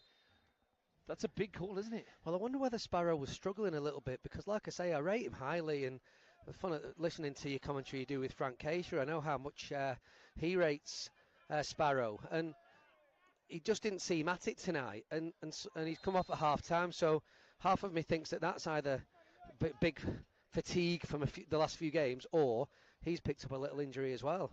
So confirmation. Kasper Tafter for Daniel Sparrow, Lukman Ahmed Shaibu for Jason Ugrinich, Jason Matasia for Sam Brown. 3 half-time changes for the hosts as they look to drag themselves back into it. The goal from Daniel Barac was after 26 seconds. Defensive work to be done in the first couple of minutes of the second half. Gaspari to take this free kick, to loft it into the penalty area. Volley clear by Ryan Keir. It's going to come back out for Gaspari to just loft it back in. Keir away again. They had plenty of chances in the first half, Ian. There was one for Max Green. There was a couple for Tommy McLaughlin when he got in behind. You wonder in cup football whether those moments might come back to haunt them. I think that it's one of the most comprehensive, bar that first minute, that performances I've seen from Gungahlin United for a very, very long time. I thought they were great. Lots of possession, but moved it with a purpose and created so many goal-scoring opportunities. Fernando over that far side wins a throw. The opening goal, as I said, after 26 seconds, not one Gungahlin player had touched the ball before it hit the back of their nets, but their response was magnificent. Habsa Merriam. This is the second of 2 cup semi-finals, of course. The winners will play Canberra Olympic here on the 3rd of June.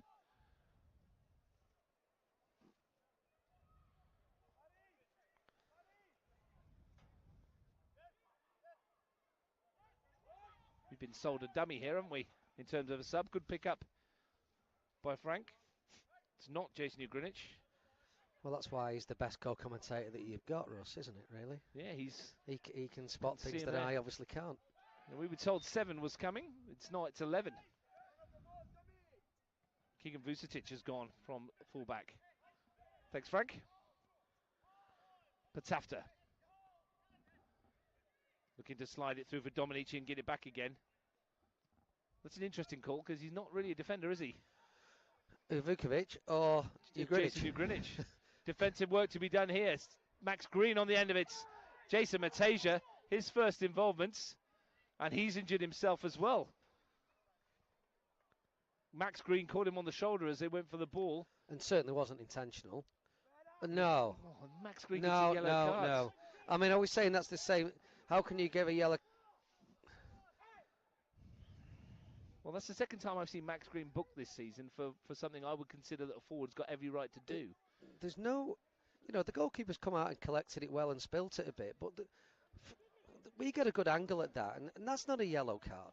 So that's the saying, if it's the other way and Max Green wins that ball, is that then a red for the goalkeeper? Well, it makes no sense, does it, from where we are? Anyway, he's given it now. Ugrinich at left back. Max Green putting the pressure on. Well, there's some attacking talent out there now for Canberra, Croatia. Well, there is some deep wide areas as well, isn't there? And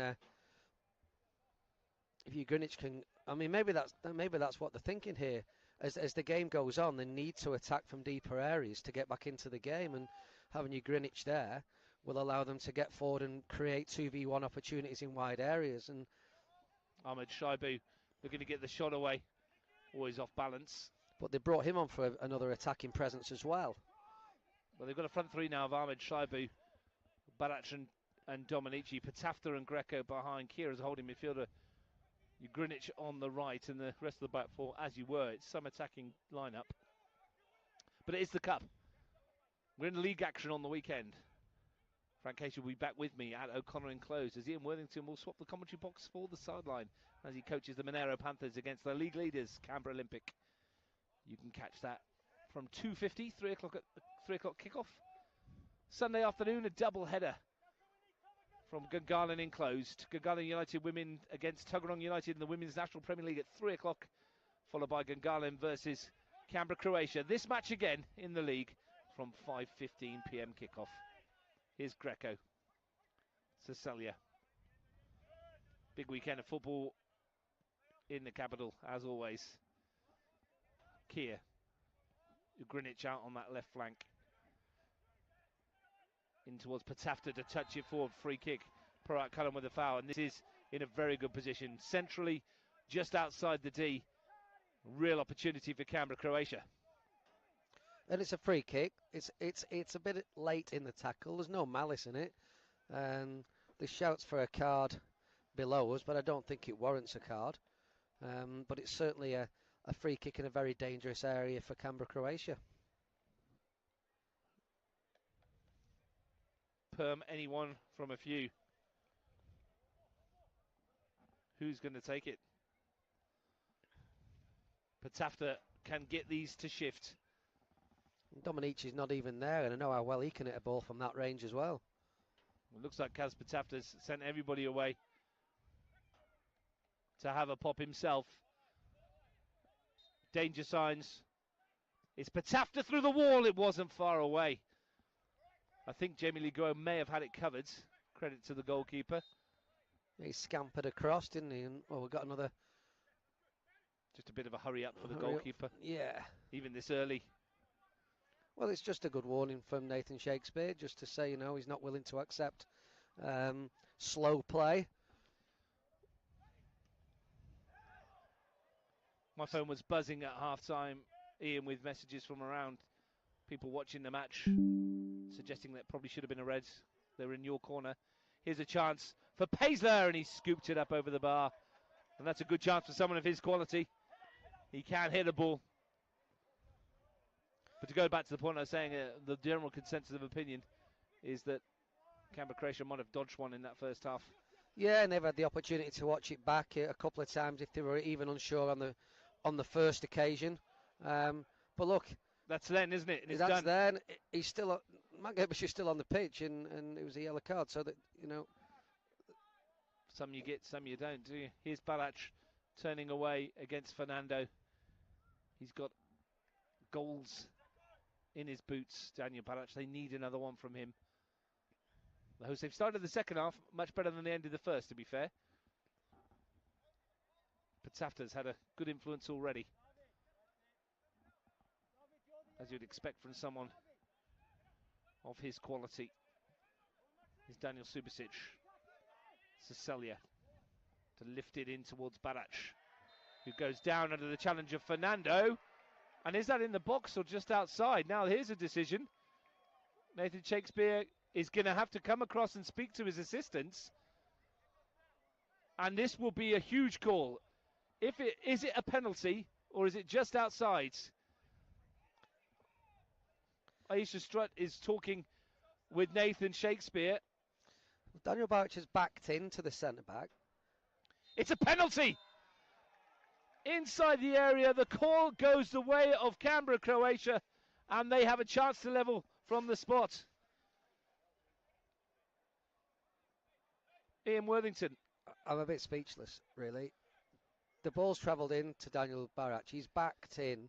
Whether he feels that there's been a push on him, which has been enough for him to go down.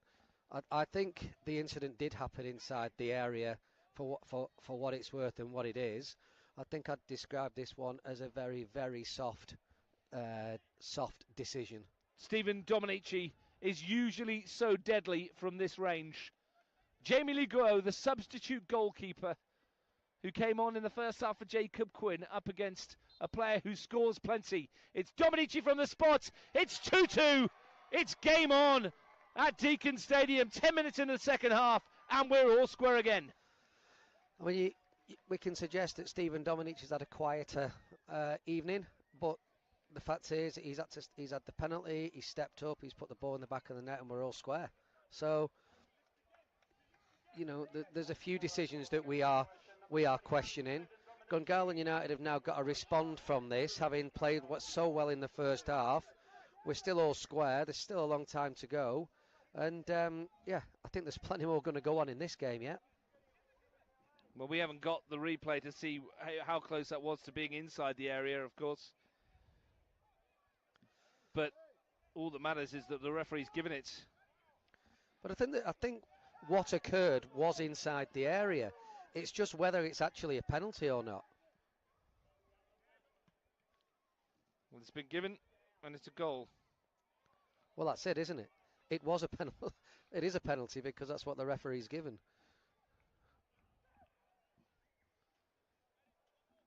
Well, it set us up rather nicely for the next 35 minutes or so. Space this side for Jackson Pacer again, who had a glorious chance to make it 3-1 at one end. Spooned his effort over the bar. And his team conceded. Parat Cullen, who Greenwich away. Well, didn't the next attack come from that? Straight off the back of that, yeah. Off that goal kick. Habtemariam. And that's where we talked about the chances in the first half. Here's Habtemariam looking to pick his way through. Patafta's made a difference since he's come on. Ryan Keir firm on Gaspari. But I mean, what are we saying here? That Gaspari and Sammy have to go down a little bit earlier, and if they go down, it's a free kick because they're staying on the feet and trying to keep the game going. You know, we play on. It is frustrating, Gungahlin United, I think it's fair to say. They feel they're not getting the rub of the green at the moment. Well, they also feel like they were in control of the game. Definitely for the majority of the first half. And look, it's been even at the start of the second half, but they'll feel that they didn't deserve to concede a penalty in the manner that it was. Credit to Dean and Greenwich though for his substitutes, for his substitutions at the break. They've made a difference, haven't they? Particularly Kaz Patafta. Well, it's just more advanced, isn't it? They've kept the ball better, haven't they? And they're winning the ball back a little bit higher up the pitch, and therefore they're likely to create more chances. They're also likely to get picked off at the other end because Tommy McLaughlin's still getting himself into some great positions in midfield. Doesn't feel like we're done with the goals just yet. There's going to be a few more twists and turns in this one before we're done tonight. It's got to be done tonight. The 90 minutes. Robin's not expecting you back at any particular time? No, but I'm not told her that there's extra time and penalties, so... She's not watching though, is she? She'll be watching this evening. Well, her parents will be watching, so there you go, Robin. I've just let you know that I might not be home, you know, exactly when I said. But have a lovely evening, stay in the warm, and look after your mum and dad for me. Not going to be home in time for supper. No, but my mum makes a mean cup of tea. Really? Oh, yeah. Could do with one of those right now, actually. Temperature's dropped a bit, hasn't it? Yeah, 15-minute drive with a brew would be nice, wouldn't it? Would be kind of nice right now. Can you Uber Eats a brew by a drone? Here's a Bass. Looking to lift it forwards. Gaspari takes it down. Sorry, Fernando, I should say, on that far side. Right in front of the Gungahlin United support. It's a little bit less noisy than they were in the first half. Going to enter that period of the game now where things are going to get a little bit spicy, you would think, as these two try and win it in normal time. Gungahlin United still got plenty of talent on the bench to pick from. Mishka Namoski, Bernard Brenet, Dom Giampaolo, Philippe Bernardo Madrid, but they've got to defend here. Dominici into the area, goes down under the challenge. He wants another penalty, and they don't get one for this one. See, I am 60 yards away here, but I think that's a penalty. I think he's taken his touch. It looked he's more taken his back leg, and again, if you're at home and you've got the replay, tell us what you think. But from this distance, well, it looked more of a penalty than the one that was given. First touch from Dominici was superb, just to coax in that challenge, and he just nicks it away. And when that happens... Well, you talked in the first half, Ian, when Max Green was in that situation. There's no need for him to go down. That's right. You carry on unless somebody takes you out. Dominici gets his shot off there if he's not taken out. Here's Max Green. Look at the space for Habtemariam if you can pick him out. Sam Habtemariam. When he tried to reverse the ball, he's going to get another chance here. Habtemariam across the face of goal. inches away from restoring Gunners' lead. The reaction was superb, wasn't it? He lost it and he won it back again. I was just waiting for that bottom right-hand corner to bulge when he's hit it. Once it broke for him, it looked certain. Now there's something else going on here as well. Fernando has got a bit of claret, I think. Yeah, it was just an innocuous challenge a minute or two ago, just right over on the other side of the pitch. I think it just, as they both jumped up for a header, he got caught. He seemed to react as though that was the case, and then the game carried on. But looking at it here, looks like he was having a glass of wine with us before the game, Russ, really. Mind it's his nose. Don't really generally drink through your nose, do you? But, having looked at the replays again, that looks like a penalty. We've been said, a few people are saying through for Dominici. Even from this distance, at first glance, it looked like his back leg was taken, didn't it? It did. You could tell the way he's gone off balance. My first reaction is penalty. Yeah. Here's Ahmed Shaimu looking at swinging in. Well, if Gagana felt hard done by for the one that was given, I think they may have got lucky with that one. McLaughlin. Habta Merriam to swing it in towards the penalty area. Gaspari's the target. Ahmed Shaibu hit him on the arm as well. Don't think he knew anything about it, to be fair. Well, it doesn't matter, though. He's handballed that in the box. We can see from up here, it's rolled down his arm. I think it was next to his side, which may have been the reason.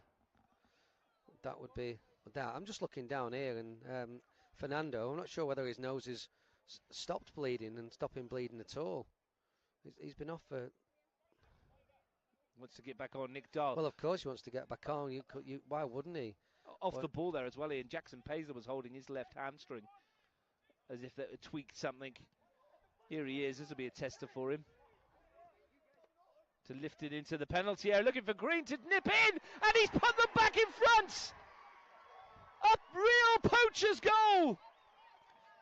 Well, there's so much going on, Russ, that it almost took me by surprise. What doesn't take me by surprise is that run by Max Green and that delicate finish over the top of the goalkeeper, and exquisite again for Max Green, and another goal to his collection this season. A wonderful pass from Jackson Paisley to get him in, and Max Green restores the lead. And this cup tie just keeps giving. Chris Caggiano is going to get a yellow card as well. 62 minutes, a double for Max Green. What a cup tie. Well, the coach has got a yellow card for saying that it was a penalty for Luckman's handball. You were saying it was down by his side. I'm not sure whether Luckman knew what was going on. Really. They don't really care anymore, do they? But they've scored. At the same time as that, there was a nosebleed, and at the same time they scored, and they're back on the attack again. With Max Green, who's looking for a cup semi-final hat-trick. He has been in fine form this season, Max Green. 5 goals in 4 matches in the league, 6 now in the cup. The same as Nick Popovic. Greco's been caught by Nick Dahl. Free kick to Canberra, Croatia, who've got to do it all again.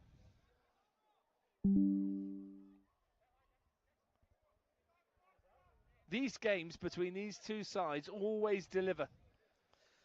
Well, there's always goals, they're always exciting, and we knew that it was going to be the case in a cup semi-final.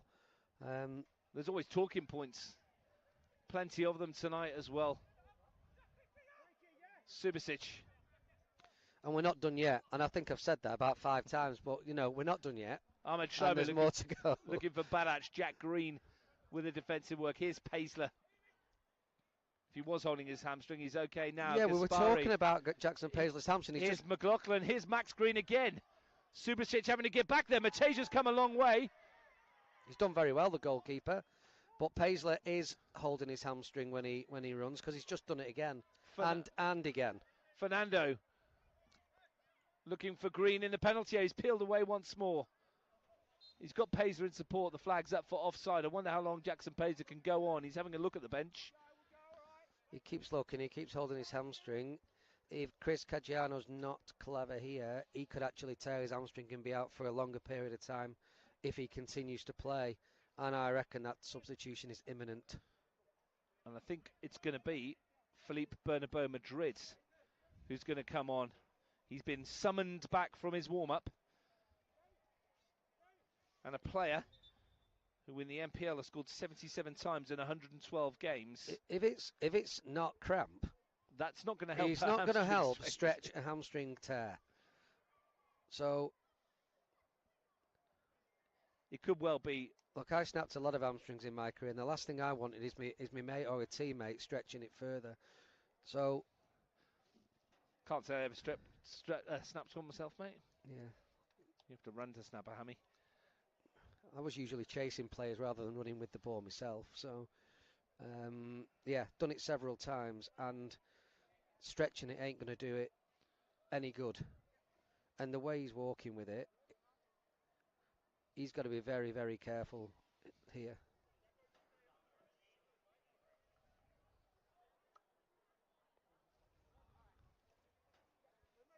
Just making the change just down below us here, Russ. Here Jackson Pezer's off. Well, he's not at the moment. He is. I don't think Felipe Bernabeu Madrid is on yet. They're going to play with 10. I don't think he was ready. Greco. Ahmed Shaibu. Greco again.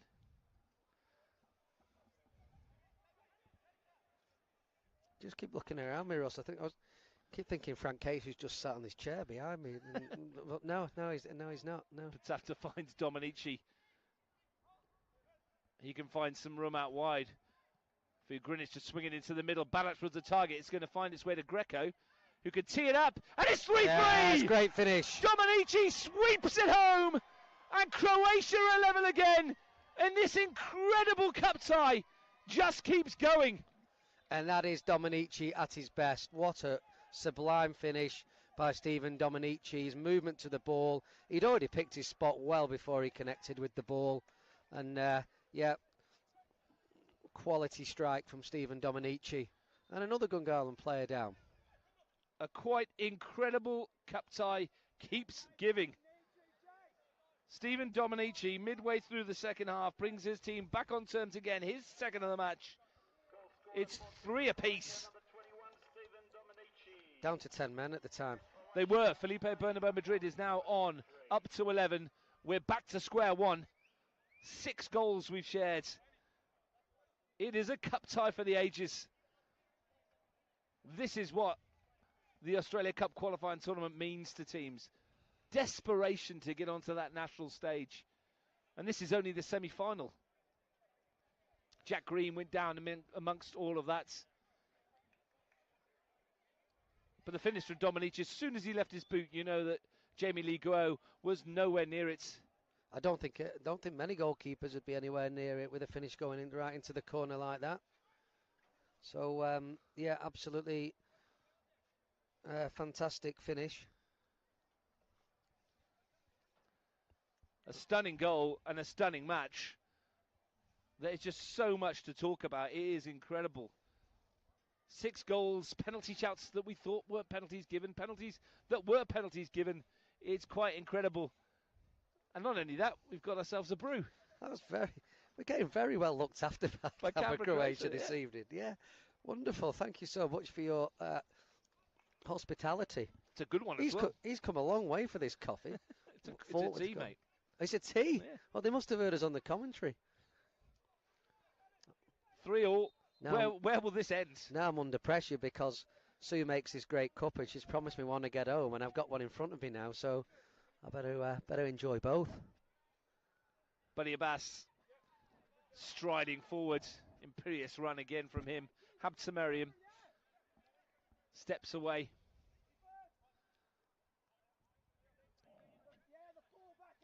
Fernando finds Parat Cullen. Well, they've led twice.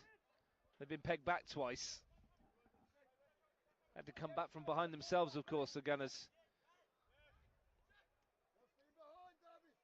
Well, see, we're 2-2 when we said we weren't done with the goals. We weren't kidding, were we? We've had 2 more since then. And some very interesting news from Frank Casey. He's just informed us that Stephen Dominici scored. Oh, thanks for that. Yeah. That was nice of him.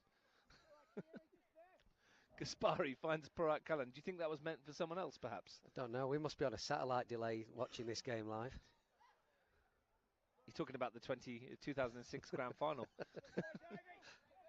Cecilia. Nick Dahl with the challenge. Good, strong one, but Cecilia battles away and gets it back and finds Ahmed Shaibu. Ryan Keir. Handball against Stephen Dominici. You just don't know where this one's going to end. You've got no idea who's going to win this. I'll tell you what, though, we spoke to Stephen Dominici before the game about sometimes he's been coming off after an hour this season. He's come to life in the second half, and I certainly wouldn't, think that he's not going to go and grab another one tonight either. 2 players on a hat-trick. That might be a bit loose. Buddy Abbas has got there ahead of Balic, who was interested. Jack Green seems fully recovered.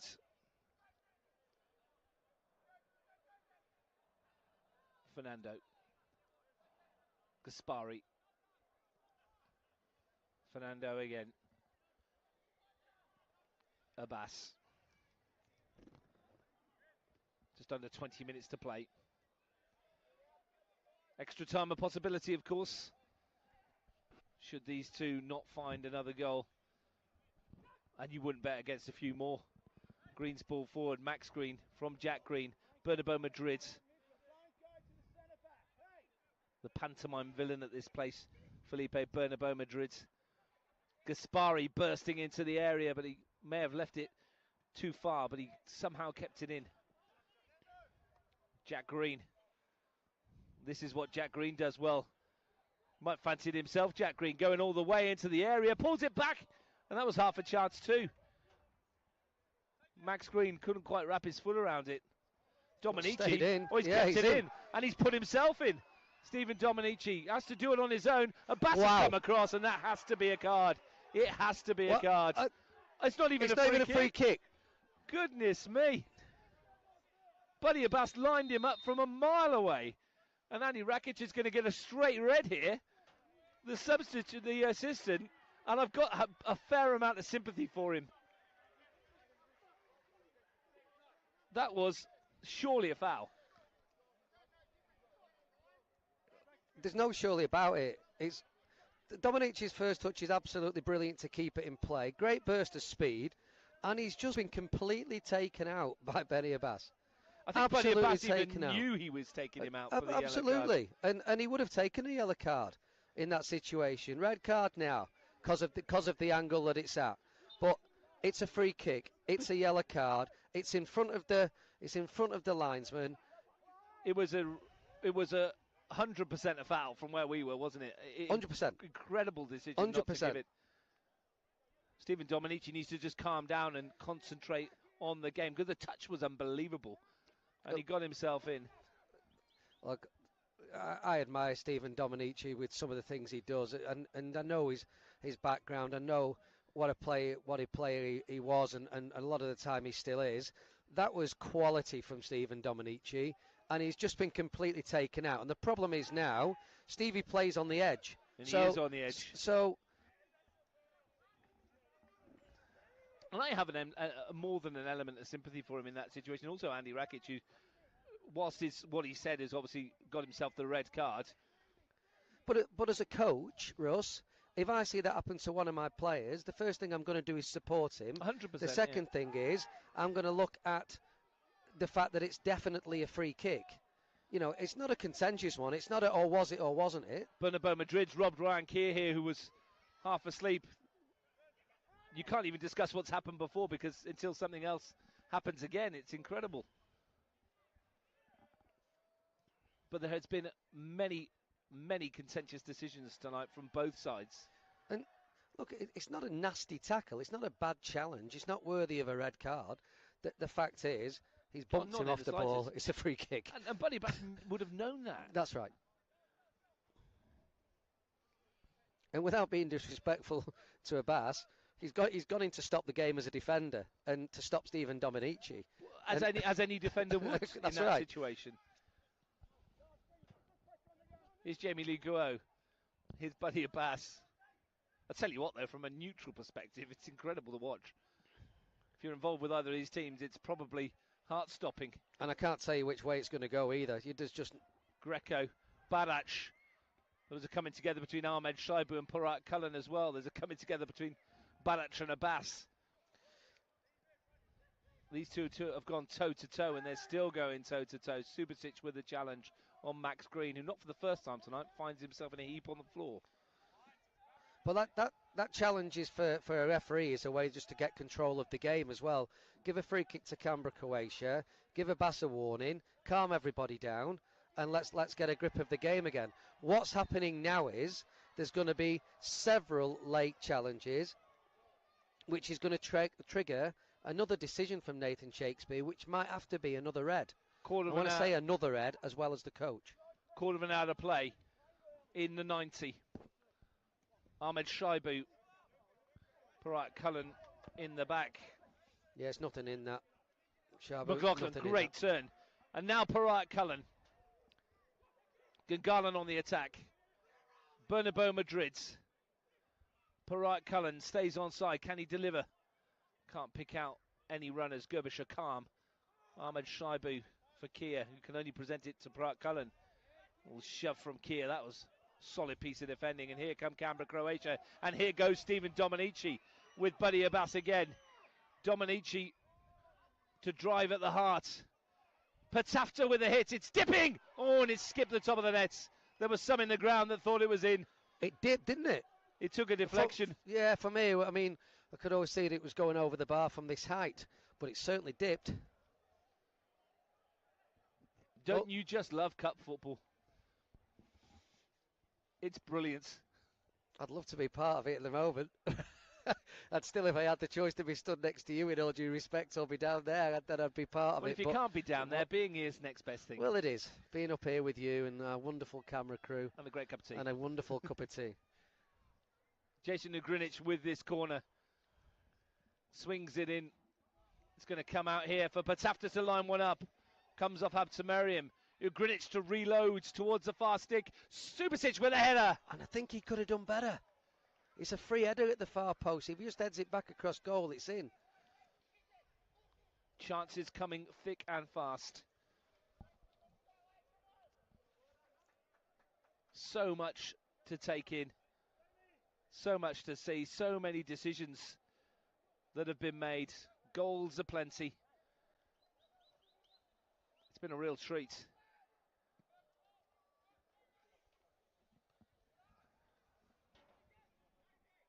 Dominici looking for Badac to get in behind Abbas. We've got to get a winner tonight. Patafta forwards, well run. Nick Dahl. I'm going to make a call. I think it's going to come before 90 minutes.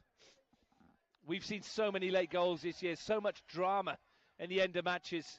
Canberra, Croatia have been pinged twice themselves at this venue, once against Tigers, and on the weekends when Rocco Stricker scored. Another free kick goes their way. Buddy Abbas, his challenge is penalised on Steve Dominici. He felt he won the ball. We've seen Gungalan themselves win a dramatic match in stoppage time with Dom Giampaolo, who scored. Might he come on against his former club?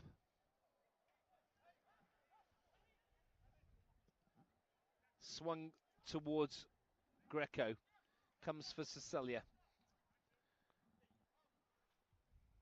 Greco. Patafta. Greco's got more on the ball with Patafta coming on as well. They've linked and combined very nicely together. Greenwich to deliver. Took a deflection, did it? No. Straight into the side netting. It will be a goal kick.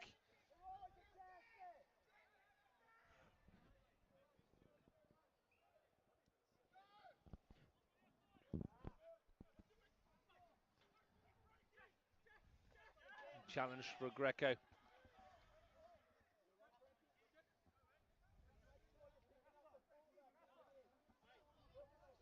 Parat Cullen to take the throw.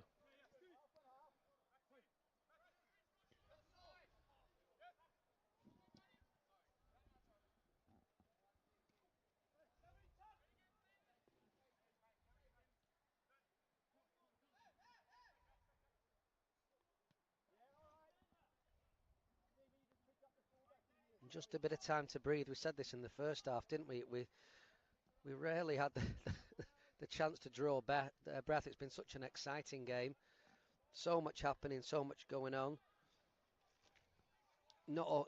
Sometimes 3 things going on at the same time. 10 minutes to play.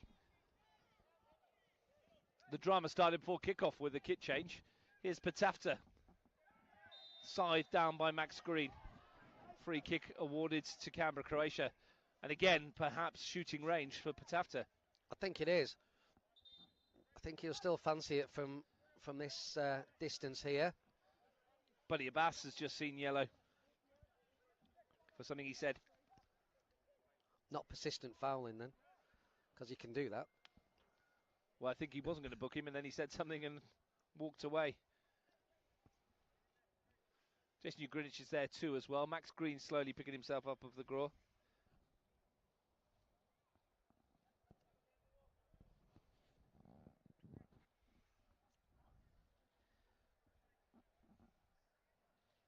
The crowd's gone quiet. Perhaps in his sense of anticipation, yep. Kaz Patafta, can he get that knuckleball moving? We saw it against Tuggeranong and it shifted all over the place. And if he can get this on target, this will be a problem for Jamie Lee Guo. It's Kaz Patafta. He's pinged that at goal, but it was always rising.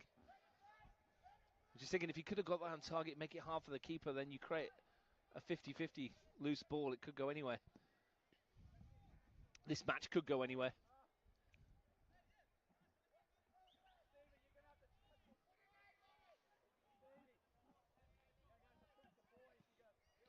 Guo's clearance looks a bit tired. Cecilia finds Dominici. He's got some space to go into. Ahmed Shaibu tried to return the favour, but it's going to come the other way. Patafta back to win it. Subasic to swing it wide. Barac to rise. Abbas can only find Ryan Keir. Dominici. Greco. Ahmed Shaibu. Beautifully created. Ryan Keir. Down he goes. And what's this? There's a yellow card for Fernando.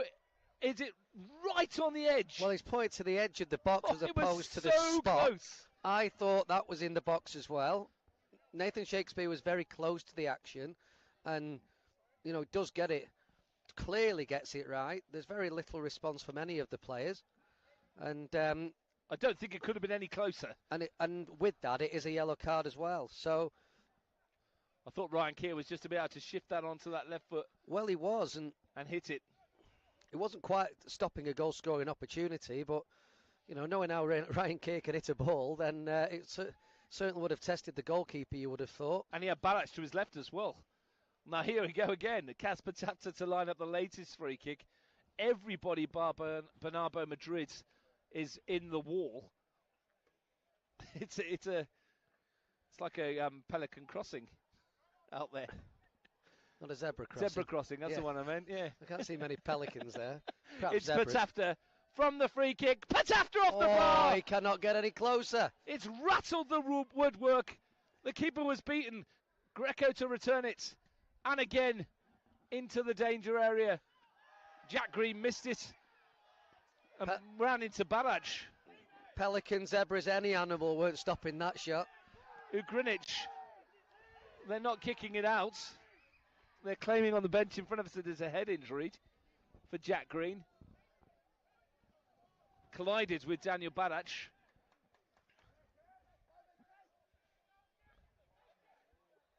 There's players strewn over the field as well, isn't there? Stretching it out. Pelican crossing, what were they thinking of?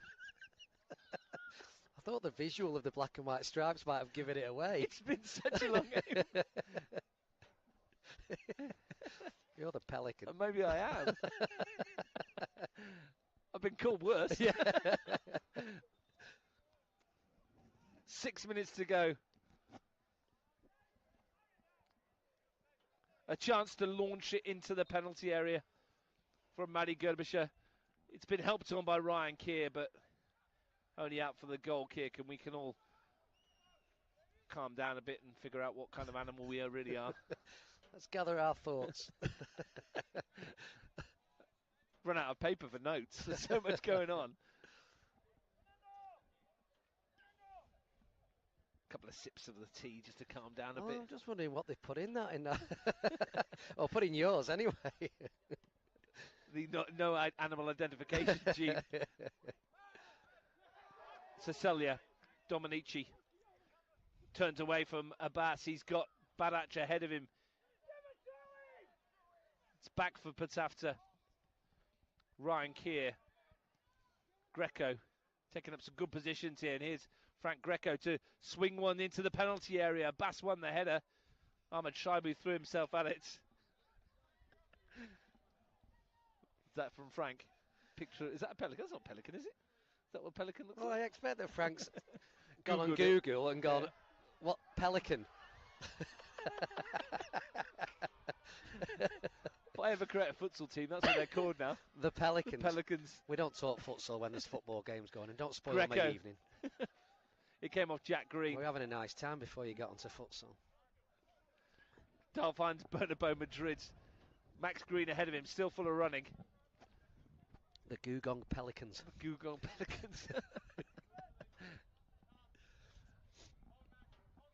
Fernando finds Dahl. Looks for the runner Max Green, who's peeled wide here. Parat Cullen. Gaspari. Shifting through the gears. Looking for Bernabeu Madrid. So Daniel Subasic slipped. He slipped and hit him with it. I think if he would have known, which obviously he didn't, he could have turned away from Subasic then. 4 minutes to go. Plus some stoppages, no doubt. Substitutions. Couple of injuries. Whatever else that we may have missed. Well, if we're adding something on for every stoppage, we might be here all week. There's been so many in the second half with the decisions that have been made. Subasic to take. Can they find a way, even this late? Canberra Croatia often score late. They've conceded late a couple of times this year. Jamie Ligua under pressure from Balac needs to get this right. Just a slight breeze getting up now as well towards the end of the game. You'll be all right. There's a little heater behind you. No, Oh, it's been moved. Yeah. Justin looking after himself, eh? Oh, mind you, he didn't get a tea. He didn't.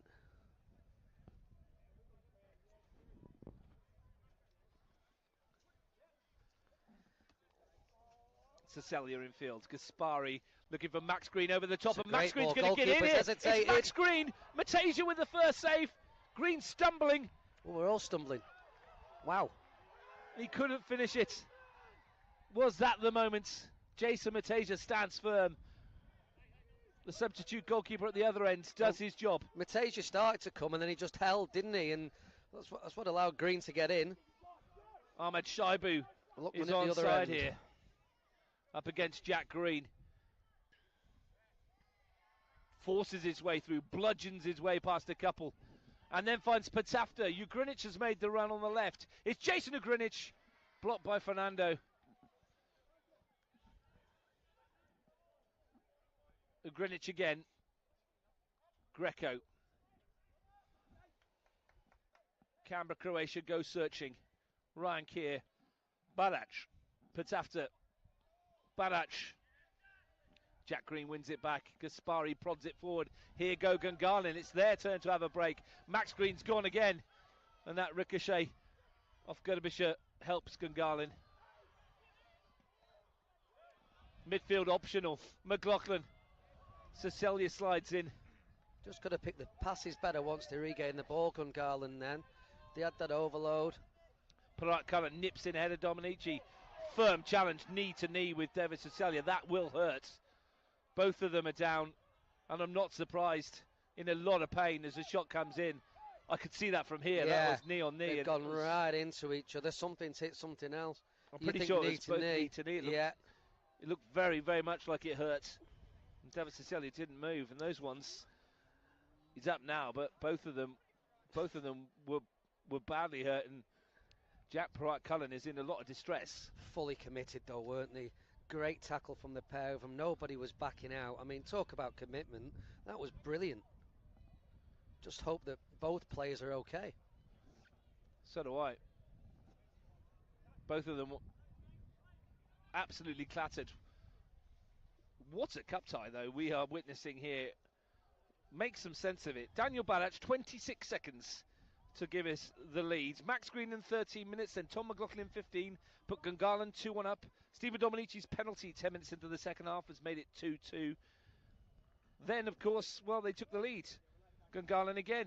Jack Green, 62nd minutes, and that lasted for 5 minutes. Stephen Domenici made it 3 apiece. Andy Rakic, the coach, has been sent off. The assistant coach has been sent off. There's been yellow cards for Canberra, Croatia. Matt Gerbisher got one in the first half. Potentially could have been a red. There's been a yellow card for Chris Cagiano. There's been a yellow card for Fernando, Buddy Abbas, Max Green as well on Gungalan's side. Both sides have had to change their goalkeepers. Sam Brown went off at half-time with an injury. Jason Matasia on.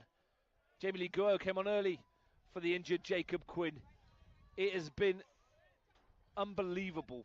You could not make it up. And we're still not done yet. 5 minutes of time added on. We've just been informed by our match officials. We're already into that, so there might be a little bit added on to the top of that as well. We've already had one. Habsa Merriam, Jack Green, Parat Cullen. It's at this stage where we normally go, well, if this goes to extra time, as the ball's swung in, if this goes to extra time, the team that these two are playing on the weekend are going to be really happy because they're going to have an extra 30 minutes, etc., etc. Well, they're playing each other, so it doesn't really matter.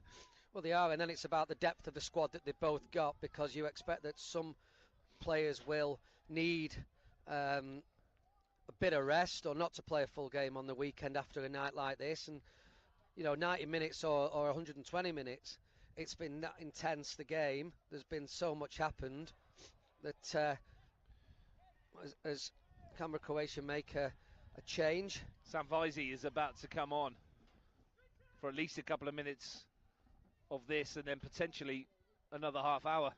And then potentially he might be on the list of penalty takers should it get that far. It might not get that far. McLaughlin finds Bernabeu Madrid.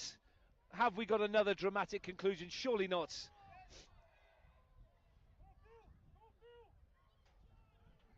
How's your heart rate? I'm not sure it can last another 94th minute winner. But after ball against Jack Parat Cullen. A last chance perhaps in normal time, and he's kicked it away, and he's going to get a yellow.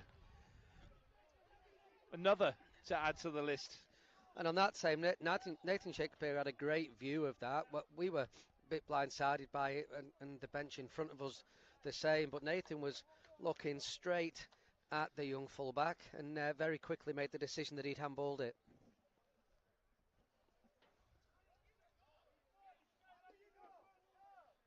Well, they're just checking to see if he's been booked before, Jack Parat Cullen. I can tell them he hasn't. He's only got one.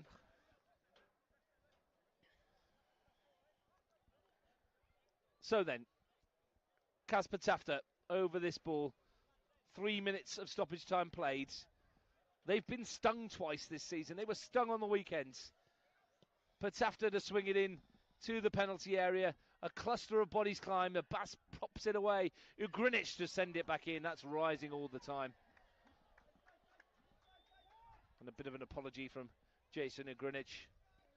Yeah, but at the same time, from that distance at this time in the game, you can't really blame Jason Ugrinic from having a go from there. It's his last involvement, is it? Or is it Domenici coming? Oh, Stephen Domenici coming off. It is Stephen Domenici. Got himself 2 goals tonight. Yeah, his second one was brilliant. Classic Stephen Domenici. Lovely finish with that right foot. Jason Ugrinic is the keeper. In a different position again now. Up front on the right. Well, he's certainly a versatile player, isn't he? Sanvaisi has gone to left back. We're into the last minute of that 5, if 5 is what we were been promised.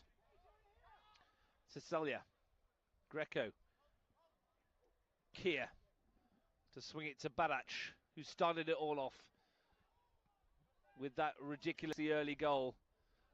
Tom McLaughlin. And he might as well press through here, get everybody up. Matasia away. Good kick from the goalkeeper. Kia nods it to Ahmed Shaibu. It's Greco. Might have been better served to come this way. Easier said than done, of course. Jamie Lee Guo to bowl it out. Kia's got a touch on it. Straight ball from Jack Green back Greco. into the midfield for Canberra, Croatia. Wins the ball back very well. Yeah, Green brought down by Ahmed Shaibu. That's a yellow for Ahmed Shaibu. When it's 2 against 6 in Canberra, Croatia's favour, Ahmed Shaibu did not need to do that. It was a bit careless and a bit silly.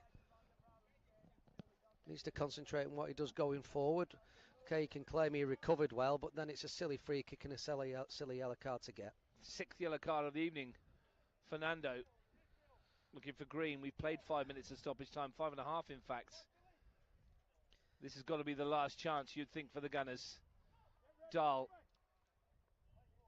Kaspari lets it run for Parayat Cullen, who's off and running and is brought down by Ryan Keir. Is he? No, says the referee. Well, he is brought down. I thought I could hear boot on boot from here. Yeah. Greenwich away at the other end. And what could have been a free kick has opened up for an attack for Canberra, Croatia down this right-hand side. Cecilia. Pitzafta beaten to it by Dahl. And here goes Bernabeu Madrid. Ryan Keir got there ahead of Tom McLaughlin. Oh, that's so easy. Very, very well seen by Ryan Keir. He lofts it in towards Ahmed Shaibu. It's going to drift for Jamie Lee Guo, and that might do us. And it does do us. 6.5 minutes of stoppage time played. We will do another 30. This epic cup battle between Gungahlin United and Canberra, Croatia will go to extra time. A quite incredible second half, Ian Worthington, and we've got half an hour more to do. Ross, quite an incredible game. It's been brilliant to watch as a neutral. Both teams really at it throughout the whole game. Look, Gungahlin did shade it in the first half for sure, but in the second half, Canberra, Croatia have come back into the game. Some fantastic goals for both teams, and I can't really call what's going to happen in this extra time period. It could go either way. Well, it will be decided within the next half an hour.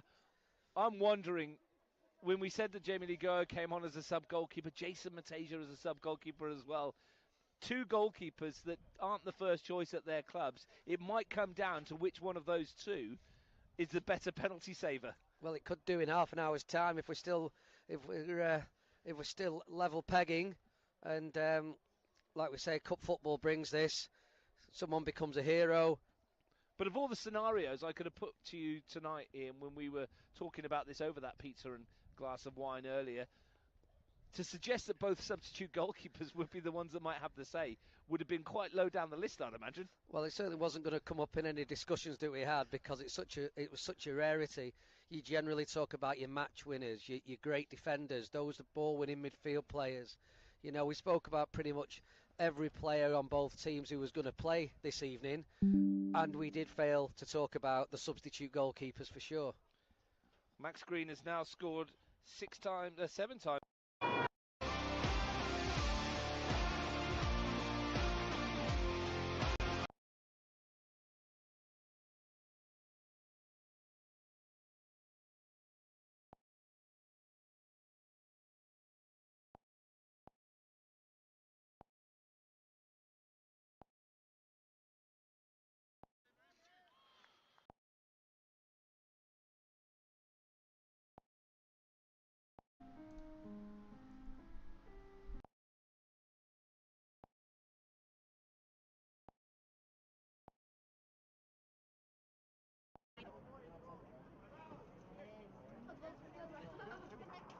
Пока что.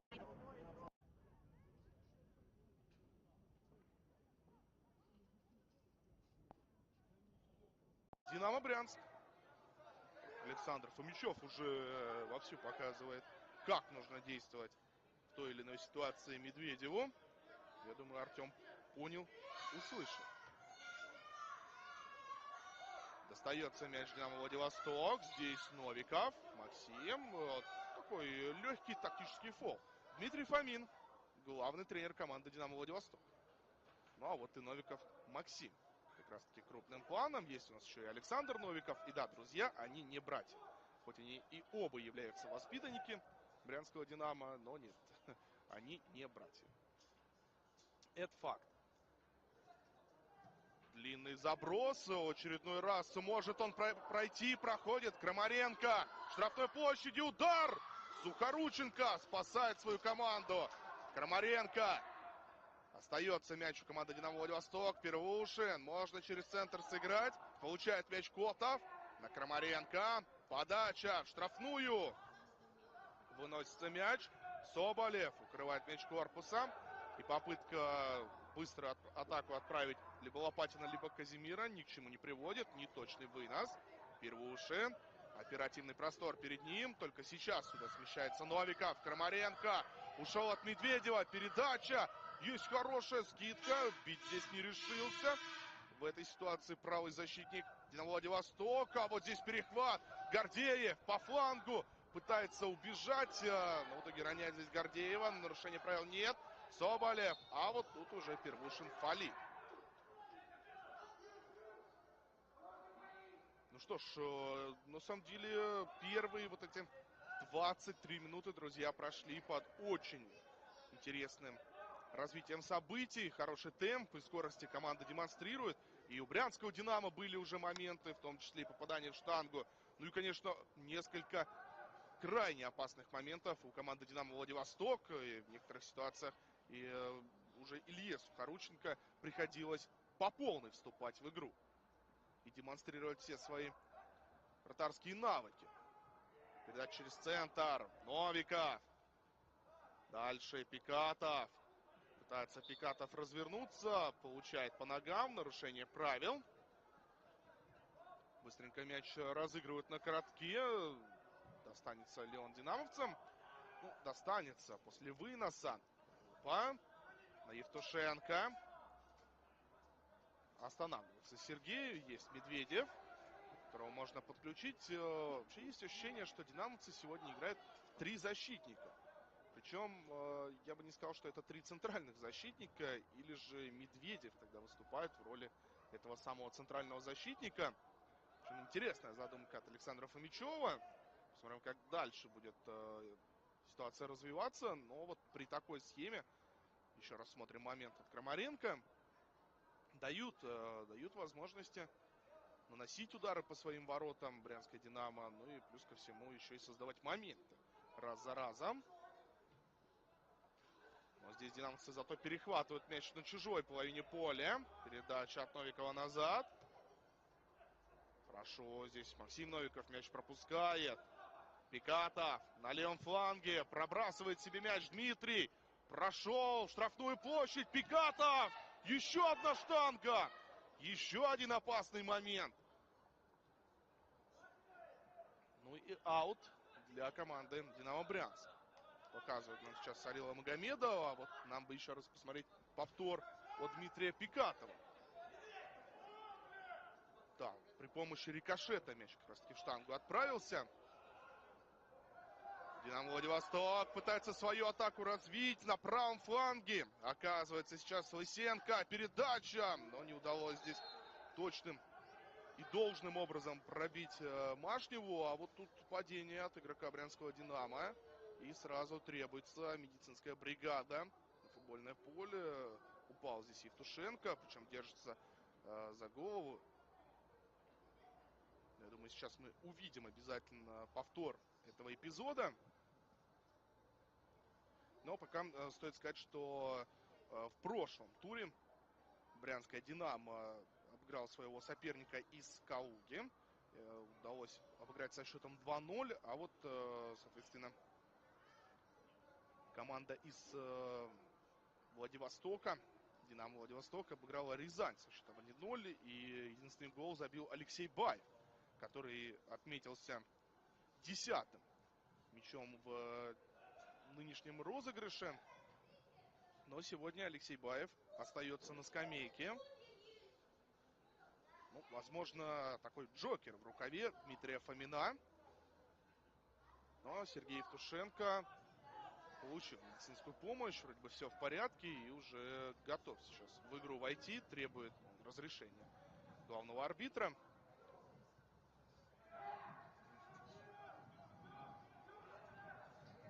Новиков.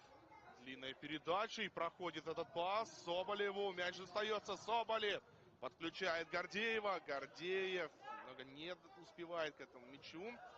Передача оказывается слишком сильной. Ну, еще и попутный ветер сопровождал полет мяча. Поднялся, друзья, ветер в Долгопрудном. Новиков. Быстренько разыгрывает свободный удар. Казимир на правом фланге.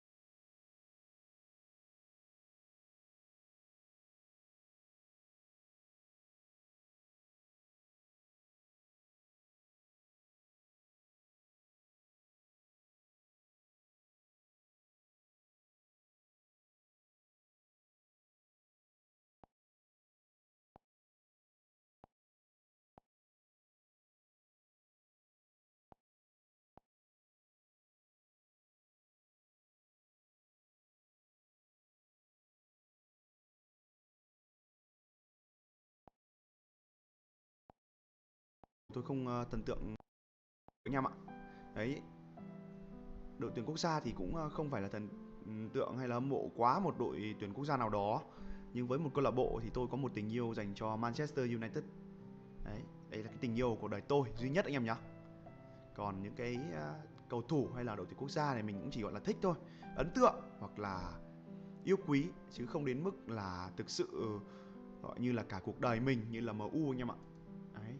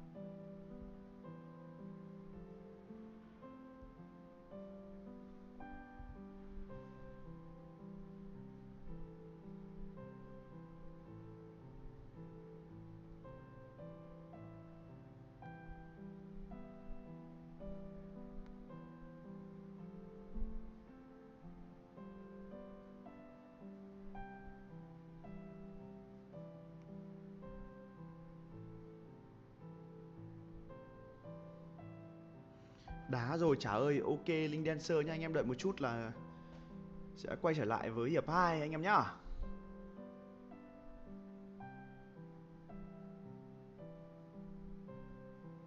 Ok Linh Dancer nha, đợi một chút mình sẽ quay trở lại với hiệp 2 cho anh em.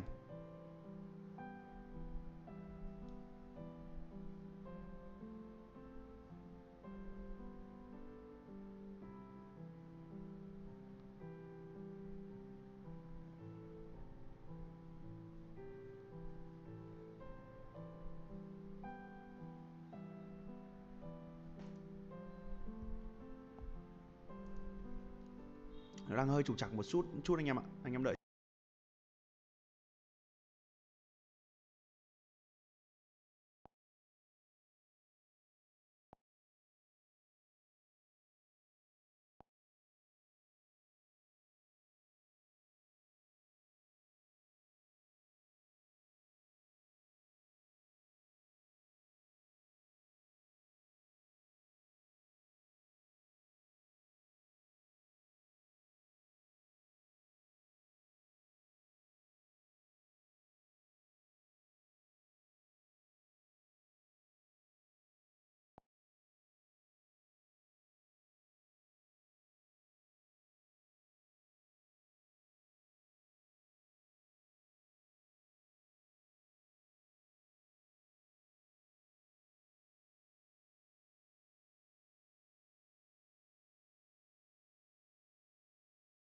.8xbet nền tảng đáng tin cậy số 1 châu Á. Cung cấp các thể loại cá cược đa dạng và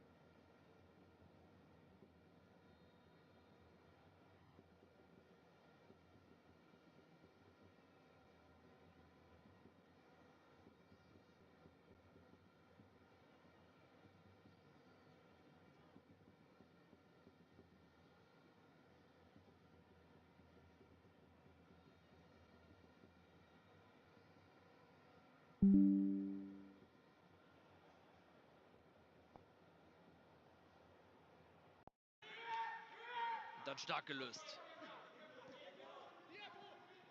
Der neue Mann, Youssef Kashi.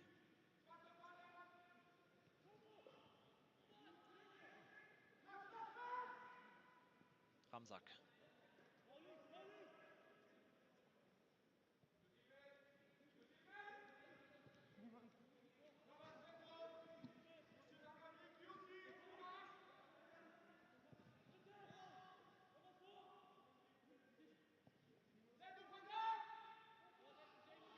Jetzt versuchen sie es mal über die linke Seite.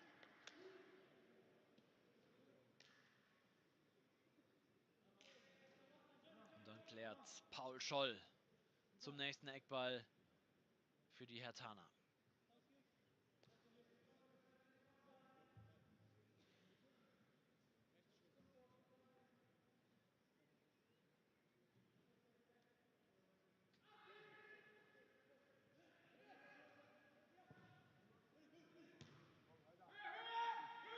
Wallis mit den Fäusten.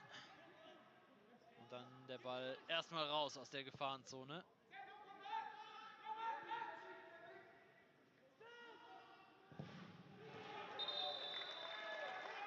Gibt Abstoß für die Bayern.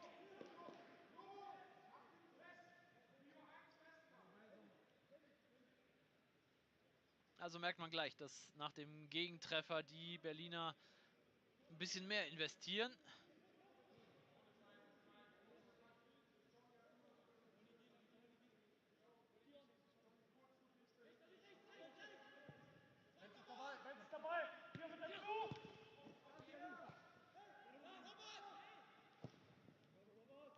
Gute Seitenverlagerung von Diesel Junior.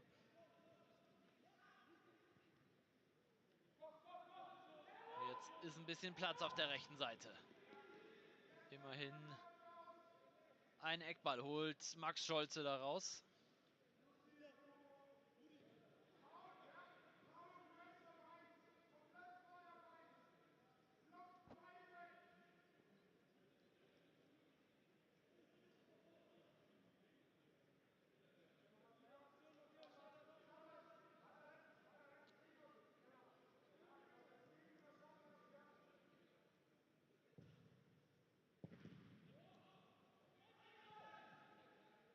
Abschluss wieder geblockt.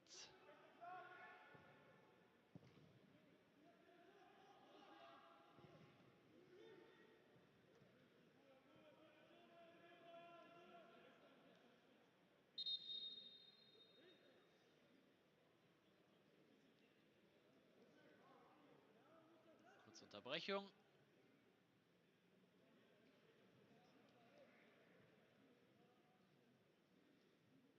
Weil Grayson DeToni sich nochmal die Schuhe binden muss, wird dann natürlich alles nachgespielt.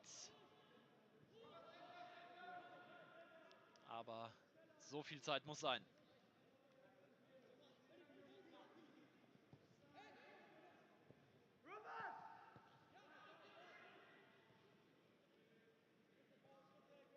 Die Bayern schaffen es relativ häufig, da sauber hinten rauszuspielen.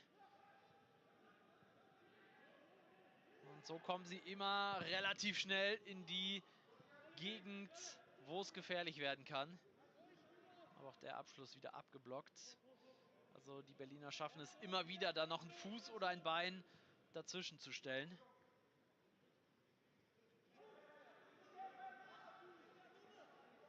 Der Ballverlust von Jensen. Aber gut zurückgearbeitet von Diesel Junior. Das ist der Trainer der Berliner Hertha, Oliver Reis. Schon sage und schreibe 16 Jahre im Nachwuchs der Hertha als Trainer aktiv. 2007 mit gerade mal 24 Jahren hat er seine Trainerkarriere in der Fußballakademie der Berliner gestartet. Seit dieser Saison ist er der Cheftrainer der U19. In der vergangenen Saison war er noch für die U17 verantwortlich.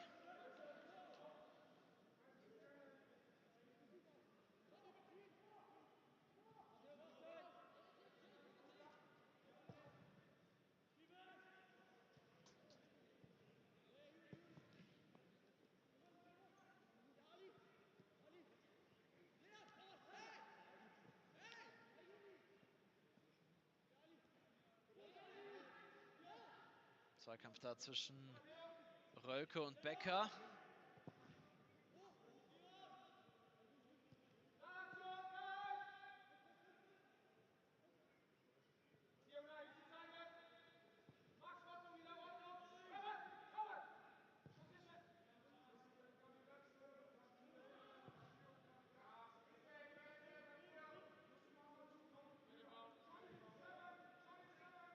Knappe 10 Minuten noch bis zur Pause.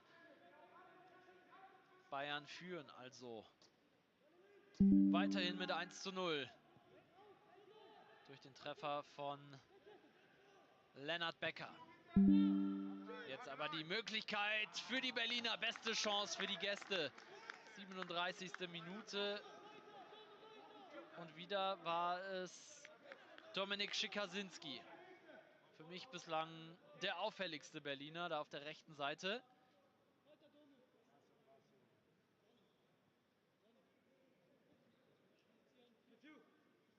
Guter Ball von Penza.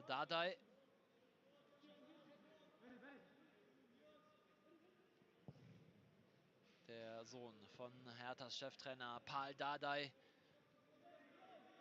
gilt bei der Hertha in Berlin als großes Talent.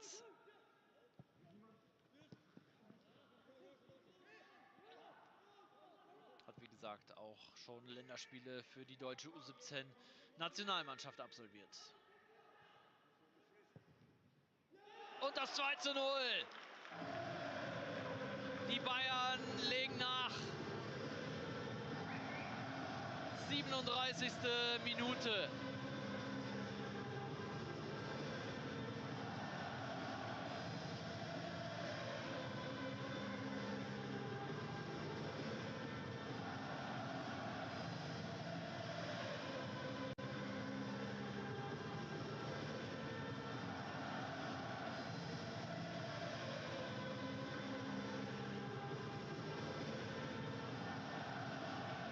Richtig schöner Treffer, wunderbar vorbereitet. Und dann ist es Jonathan Jensen, der Däne, mit dem 2:0 für die Mannschaft von Danny Galm.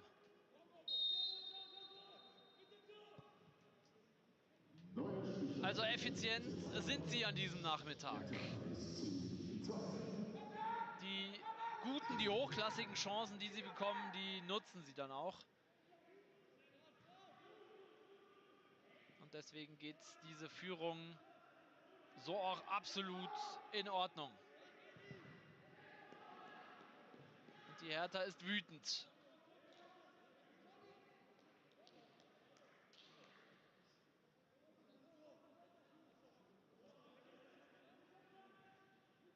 Ecke kurz ausgeführt. So, und jetzt gibt es eine gelbe Karte wegen einer Schwalbe für Lukas Michelbrink. Das war dem Unparteiischen dann wohl zu offensichtlich, dass er da zu Boden geht.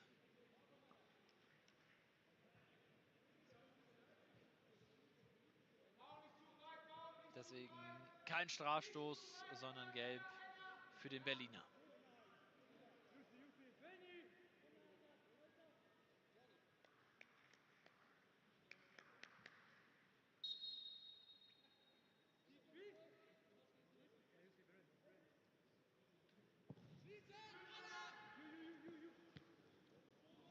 Das war kein guter Ball von Benjamin Ballis. Hertha wieder in Ballbesitz.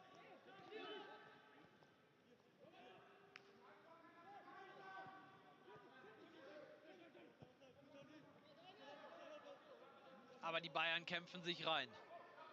Holen sich die Bälle immer wieder zurück. Kashi. Eine Reingabe. Wird da nicht wirklich gefährlich.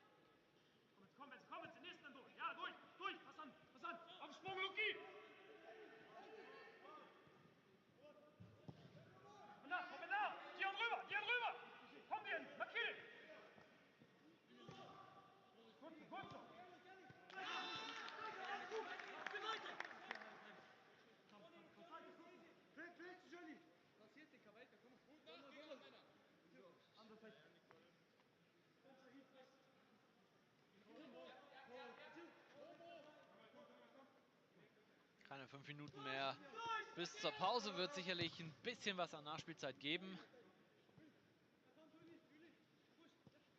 Alles in allem eine verdiente Führung für die Bayern. Durch die beiden Treffer von Lennart Becker in der 28.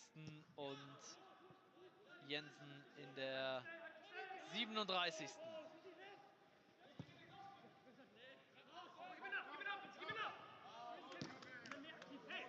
Schnell am Ball sein! Pass auf Olli, Juli, früher zünden, früher! Für Olli!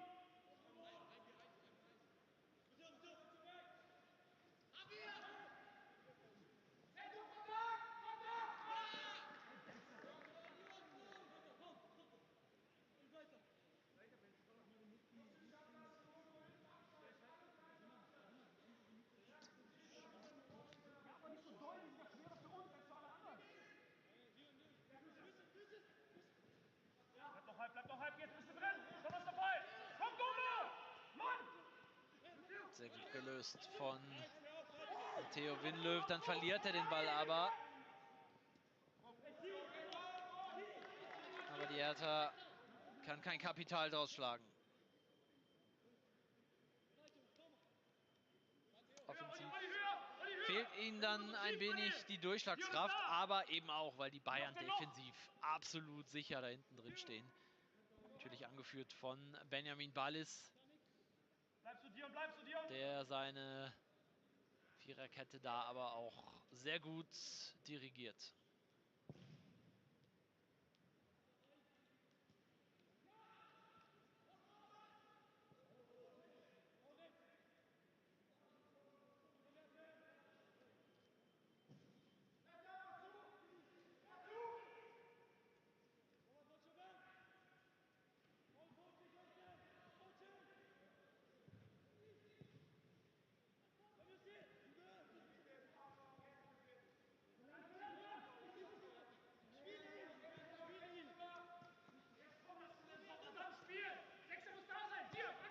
Sakhalinsk nochmal.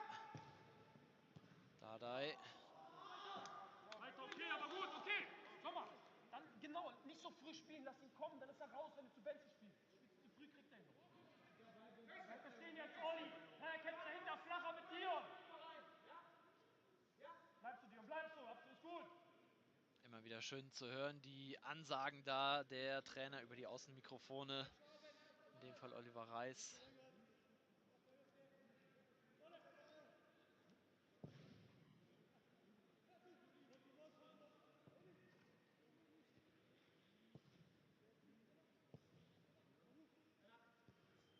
Letzte Minute der regulären Spielzeit angebrochen. Sieht also ganz danach aus, als würden die Bayern mit einem 2-Tore-Vorsprung in diese Halbzeitpause gehen. Durchaus gutes Polster, auf dem sie sich dann in den zweiten 45 Minuten aber natürlich nicht ausruhen dürfen. Das wird ihnen Danny Galm dann in der Kabine sicherlich auch sagen.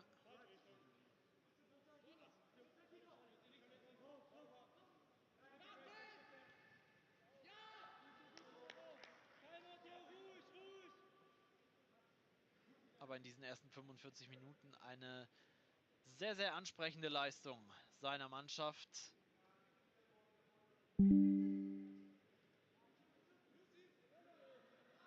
Und er hat ja gesagt, es geht darum, die Entwicklung voranschreiten zu lassen. Und das ist in dieser ersten Hälfte auf jeden Fall passiert.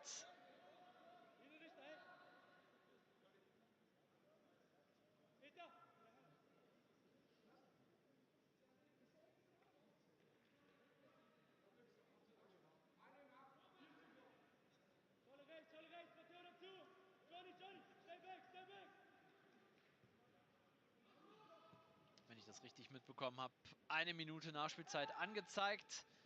Laufen dann also die letzten Sekunden. Vielleicht nochmal eine Abschlusschance für die Bayern.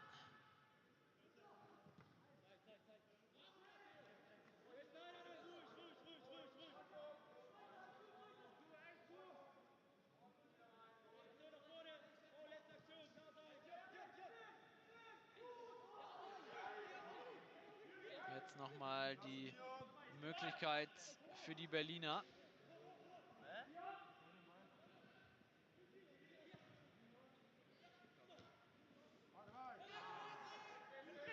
Ja, dann wird es nochmal gefährlich vor dem Tor von Benjamin Ballis.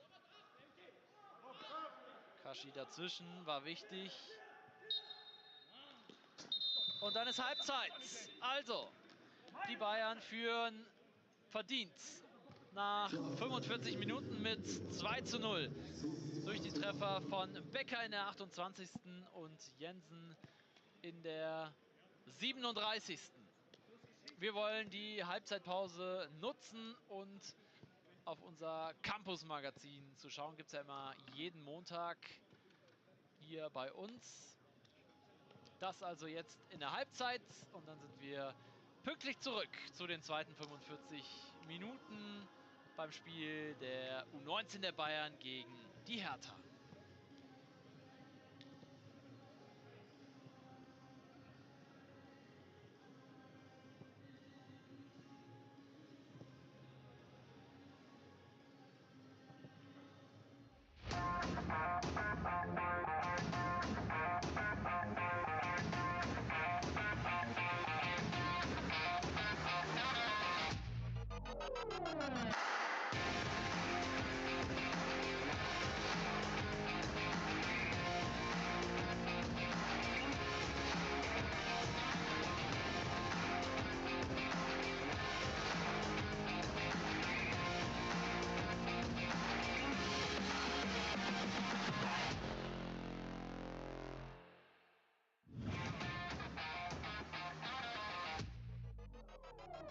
Am Ende freuen sich die Münchnerinnen nach der Partie bei der SGS Essen. Aber das war ein richtig hartes Stück Arbeit für den Tabellenführer, der Platz 1 durch einen Sieg zu 10 verteidigt. Zuletzt hatten die Bayern-Frauen 7-mal in Serie gegen Essen gewonnen. Das Hinspiel endete 2:0 und genau so wollen die Gäste in den weißen Trikots hier weitermachen. Knapp eine Viertelstunde gespielt. Toller Spielzug. Bühl sieht Schüller in der Zentrale. Erste große Möglichkeit für die Münchnerinnen. Lea Schüller. Früher hat sie für Essen gespielt. Zuletzt gab es ja einen 8:2 Kantersieg gegen Freiburg. Hier die nächste Chance. Da ist Schüller und das ist eine ganz knappe Szene. Schiedsrichterin Annalena Heidenreich denkt kurz nach, trifft dann die Entscheidung. Tor zählt, Bayern geht in Führung. Torlinientechnik und VAR gibt's hier nicht. Es ist als Zuschauer ganz schwer zu beurteilen, aber die Unparteiische stand am nächsten dran und scheint erkannt zu haben, dass der Ball haarscharf hinter der Linie war. Lea Schüller also mit dem 0:1. Dieses Tor tut richtig gut, denn jetzt agieren die Münchnerinnen noch selbstbewusster. Nur ein paar Minuten später. Ecke Bühl und im Zentrum hat Lina Magul den richtigen Riecher. Sie fackelt nicht lange, haut den Ball rein. 0:2. Sie sind gnadenlos konsequent und erhöhen den Spielstand. Die zweite Hälfte beginnt, wie die erste aufgehört hat. Die Münchnerinnen sind spielbestimmend. Stanway, schönes Zuspiel auf Schüller, die hat jede Menge Platz. Keeperin Winkler hält erst, dann Rall mit dem Nachschuss, aber vorbei.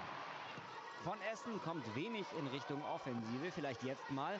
Pass nach vorn und da geht Endemann zu Boden. Schiedsrichterin Heidenreich entscheidet auf Platzverweis für Saki Kumagai. Ja, die Japanerin berührt sie, aber Vigosdott hier ist nahezu auf gleicher Höhe. Sehr harte Entscheidung, da rot zu geben. Bayern also über eine halbe Stunde zu 10. Der anschließende Freistoß, Natascha Kowalski, der ist drin. Anschlusstreffer zum 1:2. Mahler groß im Tor, sieht den Ball natürlich spät hinter der Mauer, kann da nichts mehr machen. Die nächste Aktion der Münchnerinnen, Eckball Caro Simon und da steht Sidney Lohmann richtig, trifft den Pfosten.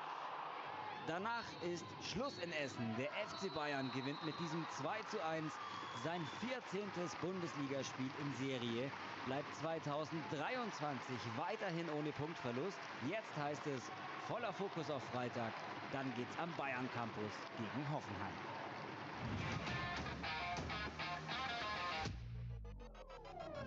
Sie sind die Champions der Comebacks in letzter Minute und das haben sie auch gegen Würzburg eindrucksvoll bewiesen. Mit dem Tabellenzweiten Würzburg und dem dritten, den Bayern, treffen übrigens die offensivstärksten Teams der Liga aufeinander.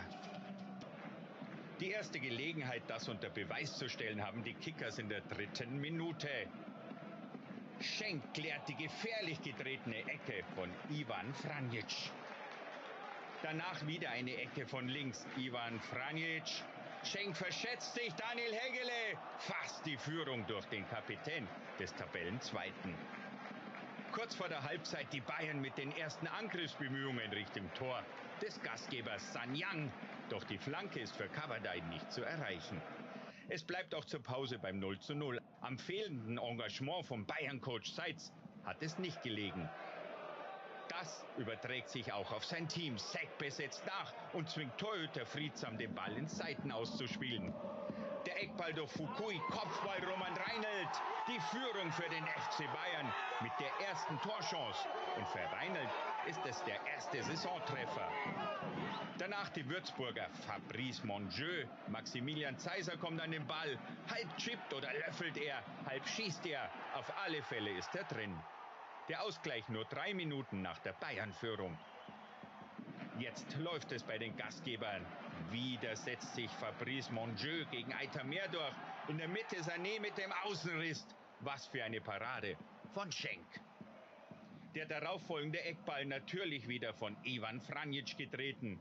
Und wieder wird's gefährlich. Thomas Haas mit dem Kopf. Es sind erst gut 8 Minuten in der Halbzeit 2 gespielt.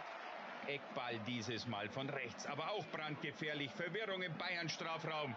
Daniel Hegele, Pfosten. Die Bayern nach den beiden Würzburger Treffern außer Tritt. Aber ab der 70. Minute befreien sie sich, spielen endlich mit Mut und haben endlich Torchancen. Kabadai vergibt. Das Spiel jetzt hochklassig, es geht hin und her. Nun wieder die Kickers. Kretzig rettet auf der Linie, der Ball weiter heißt Zeiser. Und jetzt verhindert Schenk Treffer Nummer 3 für Würzburg. Die Schlussphase, jetzt wird es richtig turbulent. Ranos, der eingewechselte Copado, faul. Schiedsrichter Andreas Hummel gibt Elfmeter. Yusuf Kabadai schnappt sich das Leder. Pfosten. Die Gelegenheit zum Ausgleich vergeben. Mittlerweile sind schon 93 Minuten gespielt. Der letzte Angriff. Grant Leon Ranos. Kretzig. Was für ein Knaller. Was für ein wichtiger Treffer. Was für eine Moral. Die Bayern kommen zum wiederholten Mal in diesem Jahr in den letzten Minuten zurück. Das 2:2 ist auch der Endstand. Die nächste Gelegenheit für ein Happy End in den letzten Minuten gibt es am kommenden Freitag. Da geht es im Grünwalder Stadion gegen den Aufsteiger, die Spielvereinigung Hankofen-Heiling.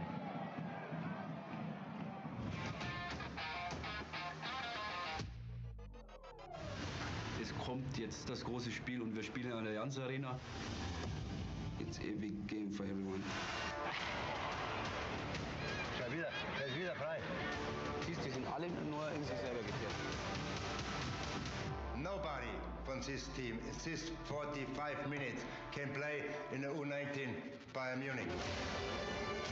Das Schwierigste an dem Job ist dann den Spielern zu sagen, dass es auf dem Niveau leider nicht mehr reicht. Ich fahre 3 Jungs nach Klagenfurt. Glücklicherweise war das Feedback dementsprechend, dass wir ihn jetzt unter Vertrag nehmen können.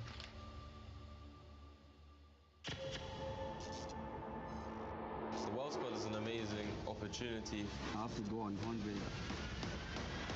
I need to be the best. Der Traum eines jeden ist, Profi zu werden.